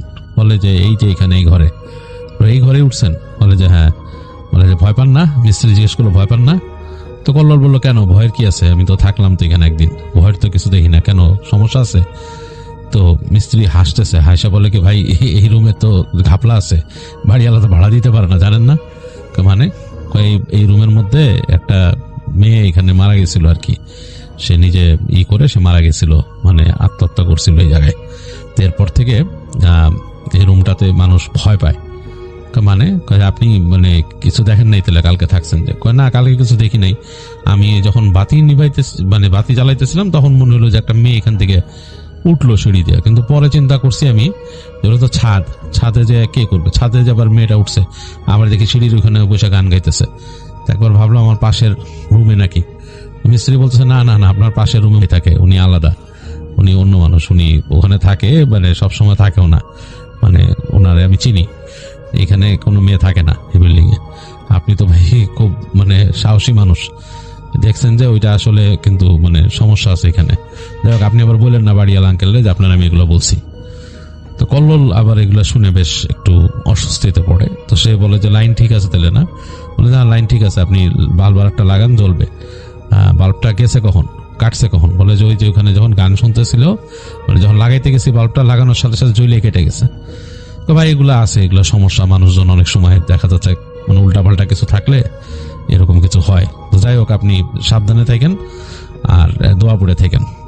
তো কল্লোল আর কিছু বললো না মিস্ত্রিকে, সে মিস্ত্রিকে বিদায় দিল তার পারিশ্রমিক দিয়ে। তো সে আপাতত তখন তার রুমের বাল্বটাই বাসার সামনে লাগাই দিছে, সে খুলে। সে চিন্তা করলো যে বাল্ব পরে কিনে এনে আমি লাগাইতেছি। তো সে রুমের বাল্বটাই লাগাই দিল। তো লাগাই দিয়ে সে জাস্ট মানে রুমের মধ্যে ঢুকছে। এখন সে চিন্তা করতেছে সে টাকা নিয়ে বেরোয় যে বাল্ব কিনবে আবার। তো পল্লব কিন্তু জাস্ট তার রুমের দরজাটাকে ভেজাই দিয়ে ভিতরে ঢুকছিল, মানে দরজা লাগাই দেয়নি, ভিজাই দিয়ে ভিতরে ঢুকছে। হালকা আলো, মানে বাইরে যে করিডোরে এখন তার ঘরের সামনে হালকা আলো, সেটা ঘরে ঢুকতেছে। আর ওই আলোতে আর তার বাথরুমের আলোতে দেখা যাচ্ছে তার টেবিলটা, যেখানে সে টেবিল রাখছে ড্রয়ারে থেকে টাকা নিবে আর কি। তো সেখান থেকে সে হেঁটে গেছে, হঠাৎ করে সে দেখলো যে বাতি নিভে গেল একটা। তো ফট করে তাকায় দেখে যে রুমের সামনে যে বাতিটা ওইটা নিভে গেছে। তার মানে কি বাতি কেটে গেল নাকি অন্য কিছু, এরকম সে চিন্তা করতেছে। বাতি কেটে গেল কিনা, তো মানে ঘরটা একটু অন্ধকার হয়ে গেল। তো সে তাড়াতাড়ি হেঁটে গেল তার ড্রয়ারের কাছে, যে সে তার ওয়ালেটটা নিল। ওয়ালেটটা নেওয়ার সাথে সাথেই তার কাছে মনে হলো তার জানালার কাছে কারো পায়ের শব্দ, হাঁটতেছে কেউ। তো একবার একটু অস্বস্তি ফিল করলো কল্লোল, চিন্তা করলো যে কে হাইটে আসতেছে। পরে চিন্তা করলো যে আরে কেউ তো হাইটে আসতেই পারে, পাশের রুমে নাকি কে থাকে মজির নামে, উনিও তো হেঁটে আসতে পারে। দেখতেছেন না, মানে তার দরজার সামনে দিয়ে পাস করতেছে না, অন্ধকারের সামনে দিয়ে কে জানি হেঁটে হেঁটে জানলা পর্যন্ত আসতেছে, চলে যাচ্ছে এরকম। হঠাৎ করে কল্লোল ফিল করলো সেই যে ঘ্রাণটা, মানে সেই ভারী একটা ফুলের ঘ্রাণ চারিপাশে। তো সাথে সাথে সে তাড়াতাড়ি ওয়ালেটটা নিয়ে ভয় পাইছে, মনে মনে দোয়া পড়তে পড়তে সামনে গেল। সে সামনে গিয়ে সে আস্তে করে দরজাটা খুললো ক্যাঁচ করে। খুলে দেখছে করিডোরটা একদম ফাঁকা, কেউ নাই। শেষ মাথায় যে বাতিটা, ওই ঘরের সামনে বাতি জ্বলতেছে, আর সিঁড়ি ঘরের ওইখানে অন্ধকার, উপরের থেকে আলো আসতেছে, সেটা একটু নিচে ওখানে মানে হালকা পড়ছে জায়গায়, সামান্য একটু আলোর মতো এখানে, কিন্তু কেউ নাই। খুবই অস্বস্তিতে পড়লো কল্লোল। দ্রুত তার রুমটা বন্ধ করে সে চলে গেল। সে গিয়ে মানে এবার বাল্বের দোকানে যেয়ে 2টা বাল্ব কিনছে ডিফারেন্ট ব্র্যান্ডের। চিন্তা করলো যে এটা কি ব্র্যান্ডের জন্য হয় কিনা সেটা দেখেই আসতে হবে তার। 2টা বাল্ব কিনছে, একটা তার রুমের জন্য, একটা এই বাইরের জন্য আর কি। কিনে সে আসতেছে, মানে তার বাসায় আবার ফেরত আসতেছে। তার কাছে হঠাৎ মনে হলো যে সিঁড়ি ঘরে, মানে সে যেখান থেকে উঠতেছে সিঁড়ি ঘরটা তখন আলো আধারি, মানে একেবারে কিন্তু ওই যে ছাদের ওইখানে একটা আলো জ্বলে আর কি, সেটার আলোই নিচে নামে মোটামুটি। আর নিচের দিকে বাইরে আলো আছে, বাইরের আলোটা তারা যেখানে ঢুকে সিঁড়ি দিয়ে ঢুকে সেই জায়গায় একটু আলো পড়ে, এরকম আর কি। এছাড়া কিন্তু সিঁড়ি ঘর মোটামুটি বেশ অন্ধকার। তো সে যখন নাকি এসে ঢুকছে, কোলাপসিবল গেট দিয়ে হেঁটে উঠতেছে, প্রথম ধাপ দিয়ে উঠতেছে, তার কাছে কেন জানি মনে হচ্ছিল যে সেকেন্ড যে ধাপটা সেইখানে দাঁড়ায়, ল্যান্ডিং এ দাঁড়ায় কেউ তার দিকে তাকায় আছে। তো মনের মধ্যে কেমন ধুক ধুক ধুক ধুক করতেছে। সেই হালকা আলো আধারিতে কল্লোল আস্তে আস্তে করে উঠে গেল। উঠে যখন নাকি সে তার মূল ফ্লোরে আসছে, সেকেন্ড ফ্লোরে, সেখানে কিন্তু কাউকে পায় নাই। নেক্সট ধাপে আসলে কেউ দাঁড়ানো ছিল না।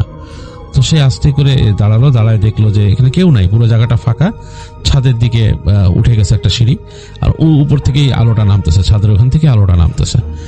তো সে আস্তে করে ঢুকলো নিজের যে করিডোর, সেখানে ঢুকে সে ঘরের সামনে আসলো। এসে চিন্তা করতেছে যে আমি কি এখানে বাল্ব লাগাবো কি লাগাবো না, চিন্তা করতেছে। এই সময় তার কাছে মনে হলো সে সেই সিঁড়ির কাছে আবার একটা সেরকম গুনগুন গানের মতো শব্দ শুনলো। তো কল্লোল মানে একটু ভয় পেয়ে গেছে। সে পিছে তাকায় দেখলো যে কেউ নাই, পুরা ফাঁকা। আস্তে দ্রুত সে তার ঘরের তালাটা খুলে ভিতরে ঢুকলো। ঢুকে প্রথমে সে তার নিজের রুমে বাতিটা লাগাইলো, এবং তারপরে সে টুলটা বের করে আনলো, এনে আবার সে তার ঘরের সামনে বাতিটা লাগাইলো। এবং ঘরের সামনে বাতি লাগায় দেখলে যে জ্বলে কিনা, দেখে হ্যাঁ জ্বলতেছে। যাই হোক, সে বাতি জ্বালাই দিয়ে টুল ভিতরে নিয়ে সে ঘরে ঢুকে গেল। তো চিন্তা করতেছিল কল্লোল যে আসলে ঘটনাটা কি। সে একবার ভাবছে বাড়িওয়ালাকে জিজ্ঞেস করবে এই ব্যাপারটা নিয়ে, যে মানে ঘটনাটা কি, আসলে কি এরকম ঘটনা একটা শুনছে। সে মিস্ত্রির নাম বলবে না, তবে বলবে যে আমি ওর ঘটনা শুনছি, এটা সত্যি কিনা। এগুলো চিন্তা করতে করতে কল্লোল নিজের কাজকর্ম করতেছে, এবং রাতের বেলা এক সময় সে তার মতো টুকিটাকি সে রান্নাবাড়া করলো। তার একটা ছোট স্টোভ ছিল, ইলেকট্রিকের স্টোভ, সেটাতে সে রান্নাবাড়া করে খাওয়া দাওয়া করে সে ঘুমাতে যাচ্ছে। তো যখন শুয়েছে বিছানায় শুয়ে সে নিজের রুমের বাতি নিভাই দিছে। তো সে চিন্তা করছে বাইরের যেহেতু বাতিটা জ্বলতেছে সিঁড়ি ঘরের, হালকা আলো তো ঘরের মধ্যে আসবেই, জানলা আছে একটা, জানলা দিয়ে হালকা আলো আসবে। কিন্তু কিছুক্ষণ শুয়ে থাকার পরে দেখলো টাস করে বাতিটা নিভে গেল।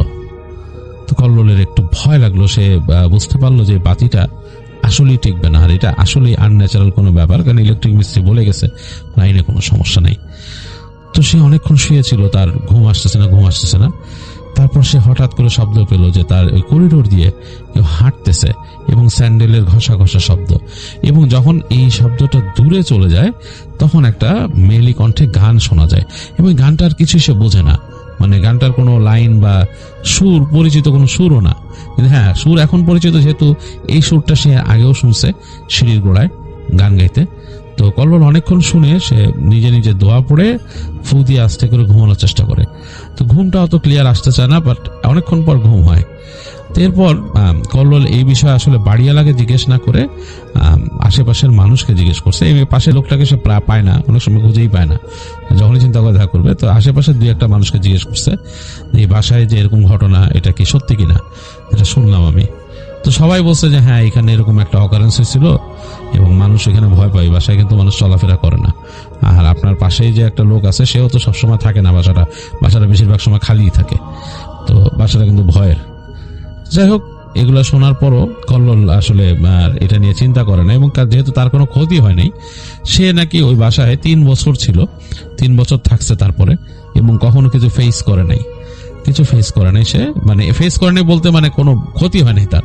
সে প্রায় এরকম গান শুনতো, শব্দ পেত, মনে হতো কেউ চলাফেরা করতেছে, ফুলের ঘ্রাণে ভারী হয়ে যেত জায়গাটা, এগুলো হতো। বাট সে কখনো মানে তাকে কেউ ক্ষতি করে নাই। এটা নাকি কল্লোলের সাথে এরকমই ঘটছে। আর এই ঘটনাটা আমাদের সাথে শেয়ার করলো অনেক, বেশ ইন্টারেস্টিং একটা ঘটনা। এরকম মানে সাধারণত ভয় পায় না, এরকম ব্যাপারটা খুব কমই হয়, কিন্তু কল্লোল হয়তো বেশ সাহসী মানুষ ছিল, যে কারণে সে ওখানে সাস্টেইন করে গেছে। আর কল্লোল নাকি পরবর্তীতে ওই এলাকা দিয়ে চলাফেরা করলে প্রায় বাসার সামনে দিয়ে যেত, যখন বাসা ছেড়ে দিচ্ছে তারপরও একটা মানে সেই বাসাটা সম্পর্কে, বাসার সাথে একটা তার অ্যাটাচমেন্ট হয়ে গেছিল মনে মনে। তো যাই হোক, এই ছিল কল্লোলের ঘটনা।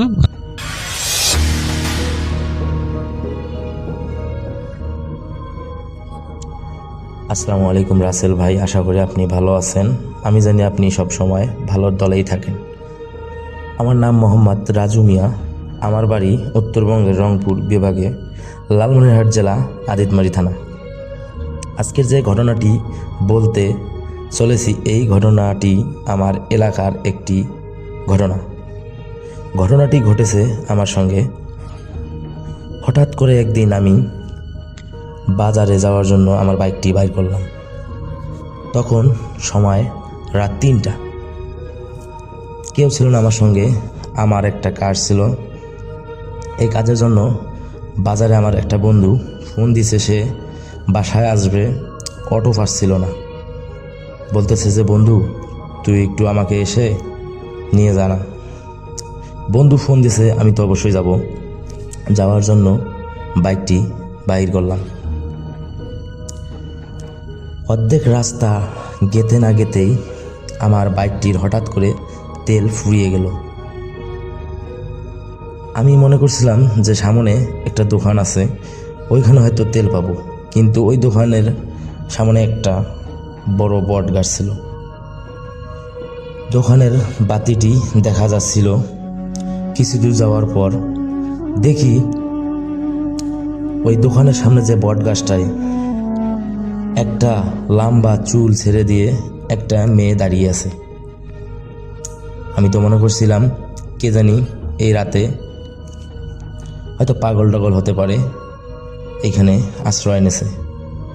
আমি একটু পর কাছে গেলাম, আবার একটু কাছে গেলাম। আমি যত আগাচ্ছি তত পেছনের দিকে যাচ্ছে। সামনের দোকানের সেই লাইটটাও দেখা যাচ্ছে। আমি মনে করতেছি যে হয়তো আমি খুব বাইকটি যে হেঁটে নিয়ে আসছি, ক্লান্তর কারণে হয়তো আমার রাস্তা ফুরাচ্ছে না। কিন্তু দেখতেছি না, আমি তো খুব জোরে জোরে হাঁটতেছি, তারপরও ওই গাছটার ওই দোকানের লাইটটা কাছে যাইতে পারতেছি না। ভয়ে আমার শরীর কাঁপতেছিল।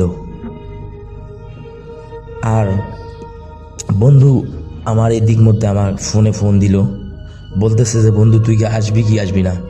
আমি বলতেছি যে আমি তো এসে গেছি, মাঝ রাস্তায় আমার বাইকের তেল ফুরিয়ে গেছে, তুই এখানে দাঁড়া, আমি আসতেছি। কাছাকাছি যাওয়ার পর আমি খুব দ্রুত বাইকটি নিয়ে হেঁটে যাচ্ছি। যখন ফুল একদম আধা ঘন্টার মতো হাঁটার পর কাছে গেলাম, হঠাৎ করে দেখি সেই লাইটটা আর ওই বট গাছটা একদম একটা বাঁশঝাড়ের ওইখানে দাঁড়িয়ে গেল। আমি চিন্তা করতেছি এখানে তো আবার বাঁশঝাড় কোন জায়গা থেকে আসলো, এখানে তো আগে বাঁশঝাড় দেখি নাই। মনে মনে ভাবছিলাম হয়তো ঘুম থেকে উঠেছি, সেই জন্য হয়তো চোখে এটা পড়তেছে। পরে জিজ্ঞাসা করলাম কাছে যে সেই লম্বা চুলওয়ালা মেয়েটাকে জিজ্ঞাসা করলাম, আপনার বাসা কোথায়, আপনি এখানে এত রাতে কেন? মেয়েটা তো কথা বলতেছিল না। আমি আবারও বললাম যে আপনার বাসা কোথায়, কথা বলতেছেন না কেন? আর দোকানের সেই লাইটটা, ওইখানে যে যতটুকু আলো ছিল সেই লাইটটা নিভতেছে জ্বলতেছে। আমার ভয়ে শরীর দিয়ে পানি ঝরঝর করে বাইর হইতেছে। আমি কি করব এটা বুঝতে পারতেছি না। মেয়েটার কাছে আরেকটু গেলাম, বাইকটা স্ট্যান্ড দিয়ে ওইখানে রাখলাম, আর বলতেছি যে আপনি কথা বলতেছেন না কেন, আর আপনার চুলে বা এত বড় কেন? আরে আপনি ওই দিকে ঘুরে আছেন কেন, এদিকে ঘুরেন, কি সমস্যা আমাকে বলেন। মেয়েটা তো শুনতেছে না।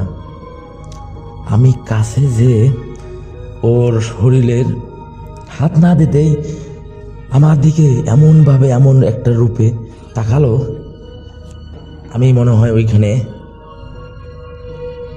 ধুস করে পড়ে গেলাম। ওর চেহারার দিকে দেখার পরেই ওর চেহারাটা এত ভয়ঙ্কর ছিল, আর দাঁতগুলো এত বড় বড় ছিল যে আমি আপনাদেরকে কিভাবে বোঝাবো। আসলে আমি বুঝতে পারছিলাম না আমি আসলে কি করবো ওই সময়টা। হঠাৎ করে মেয়েটা, এ পলাশ লাগাও,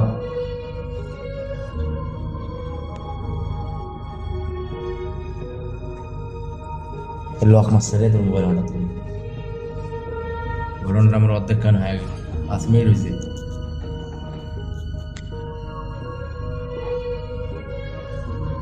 হঠাৎ করে আমি ওখানে পড়ে গেলাম, আমার জ্ঞান হারালাম। ওই অবস্থায় আমি স্বপ্নের মতো দেখতেছি ওই মেয়েটাই এত রূপে আমার সামনে এসে ডেকে বলতেছে, আপনি এখানে শুয়ে আছেন কেন? ওঠেন ওঠেন, আপনার কি হয়েছে? আমি উঠে গেলাম, উঠে দেখলাম, আমি ওনাকে বলতেছি, মেয়েটাকে বলতেছি, আমি এখানে একটা খুব বিশ্রীকা, একটা ভয়ানক লম্বা চুলওয়ালা মেয়েকে দেখেছি। উনি বলছে এখানে তো কোনো মেয়ে নাই, এখানে আমি। আপনার কি হয়েছে? আমি বললাম আমার বন্ধুকে বাজারে নিয়ে আসার জন্য বাইকটি বের করলাম, মাঝ রাস্তায় আমার বাইকের তেল শেষ হয়েছিল। উনি বলতেছে আমি একটা কাজ করে দিতে পারি আপনাকে। আমি বললাম কি কাজ? বলতেছে যে আমার বাড়ির সামনে আপনি একটু আমাকে আমার বাসায় এগিয়ে দিয়ে আসেন, আমার এইখানে ভয় লেগেছিল, সেজন্য আমি এই গাছের নিচে দাঁড়িয়েছিলাম যে কেউ আসলে তাকে আমার বাড়ির এদিকে আগিয়ে দিয়ে আসতে বলবো। আমি বললাম চলেন আপনাকে আগিয়ে দিয়ে আসি। মেয়েটি বলতেছে সমস্যা নাই, আপনি আমাকে এগিয়ে দেন, আপনার তেলের ব্যবস্থা আমি করতেছি। আমি বললাম তো ভালোই হয়, তাহলে এগিয়ে দিয়ে আসেন। হঠাৎ করে মেয়েটির সঙ্গে যাচ্ছিলাম, হেঁটে হেঁটে আমার বাইকটি নেই। মেয়েটি বড় গলায় কেমন জানি হাসতেছিল। এই হাসি শুনে আমি তো ভয়ে, মানে আমার গা দিয়ে পানি ঝরঝর করে বাইরে হচ্ছিল। আমার সেই আগের ভয়ের যে স্মৃতিটা, এটা ভুলে যে এখন দেখতেছি নতুন করে ওই মেয়েটি আবার সুন্দর রূপ নিল আর আমাকে বাড়িতে এগিয়ে দেওয়া আসার কথা বলে নিয়ে যে সে বড় একটা নির্জন বাড়ির সামনে আমাকে বলতেছে এদিকে আসেন, আমার বাড়ি এইটা, আমাকে একটু ঘরের ভেতরে রাখি আসেন। আমি ভয়ে বলতেছি এই বাড়িতে কি কেউ মানুষ থাকে? এটা তো এক পুরনো বাড়ি, এটাতে তো মানুষ থাকেন, আপনি কে সত্যি করে বলেন। মেয়েটি হেসে বলতেছে আমি তো মানুষ, ওই বট গাছের নিচে আমাকে একজন গলায় ফাঁসি দিয়ে মেরেছে, সেজন্য আমি, আমার আত্মাটা শান্তি পায় নাই, সেই জন্য আমি গভীর রাতে ওইখানে মানুষদেরকে ভয় দেখিয়ে থাকি। আমি বলতেছি তুমি ভয় দেখাও মানুষকে, তোমার তো কেউ ক্ষতি করে নাই, যে ক্ষতি করছে তার তুমি ক্ষতি করো, সাদামাটা মানুষগুলোর ক্ষতি করার দরকার কি? সে বলতেছে এই মানুষই আমাকে মেরেছে, আমার জীবনটা শেষ করেছে, আমি এদেরকে ছাড়বো না বলে আমার হাতটা ধরেছে, এক ঝটকা দিয়ে আমার ঘরের ভিতরে এই অন্ধকার সেই ঝোড় ঝাপটা একটা ঘরে নিয়ে গেল। আমি ভয়ে সে আবার যে বটগাছের নিচে আমি অজ্ঞান হয়ে পড়েছিলাম ওইখানে আমার জ্ঞান ফিরল। উঠে দেখি সকাল সকাল ভোর বেলার দিকে সূর্য উঠতেছে। আমি মনে মনে ভাবছিলাম আসলে আমি এখানে কেন, আমি তো আমার বন্দুক নিতে যাচ্ছিলাম। পরে আমার বাইকের চাবি দিয়ে স্টার্ট করলাম, দেখি বাইক স্টার্ট হচ্ছে, তেল তুল সবই বাইকে আছে, কিন্তু ওইখানে আসার আগেই আমার বাইকের তেল জানি না কেন শেষ হয়ে গেল। তো এটাই ছিল আমার ঘটনাটা যদি ভালো লাগে অবশ্যই শেয়ার করবেন।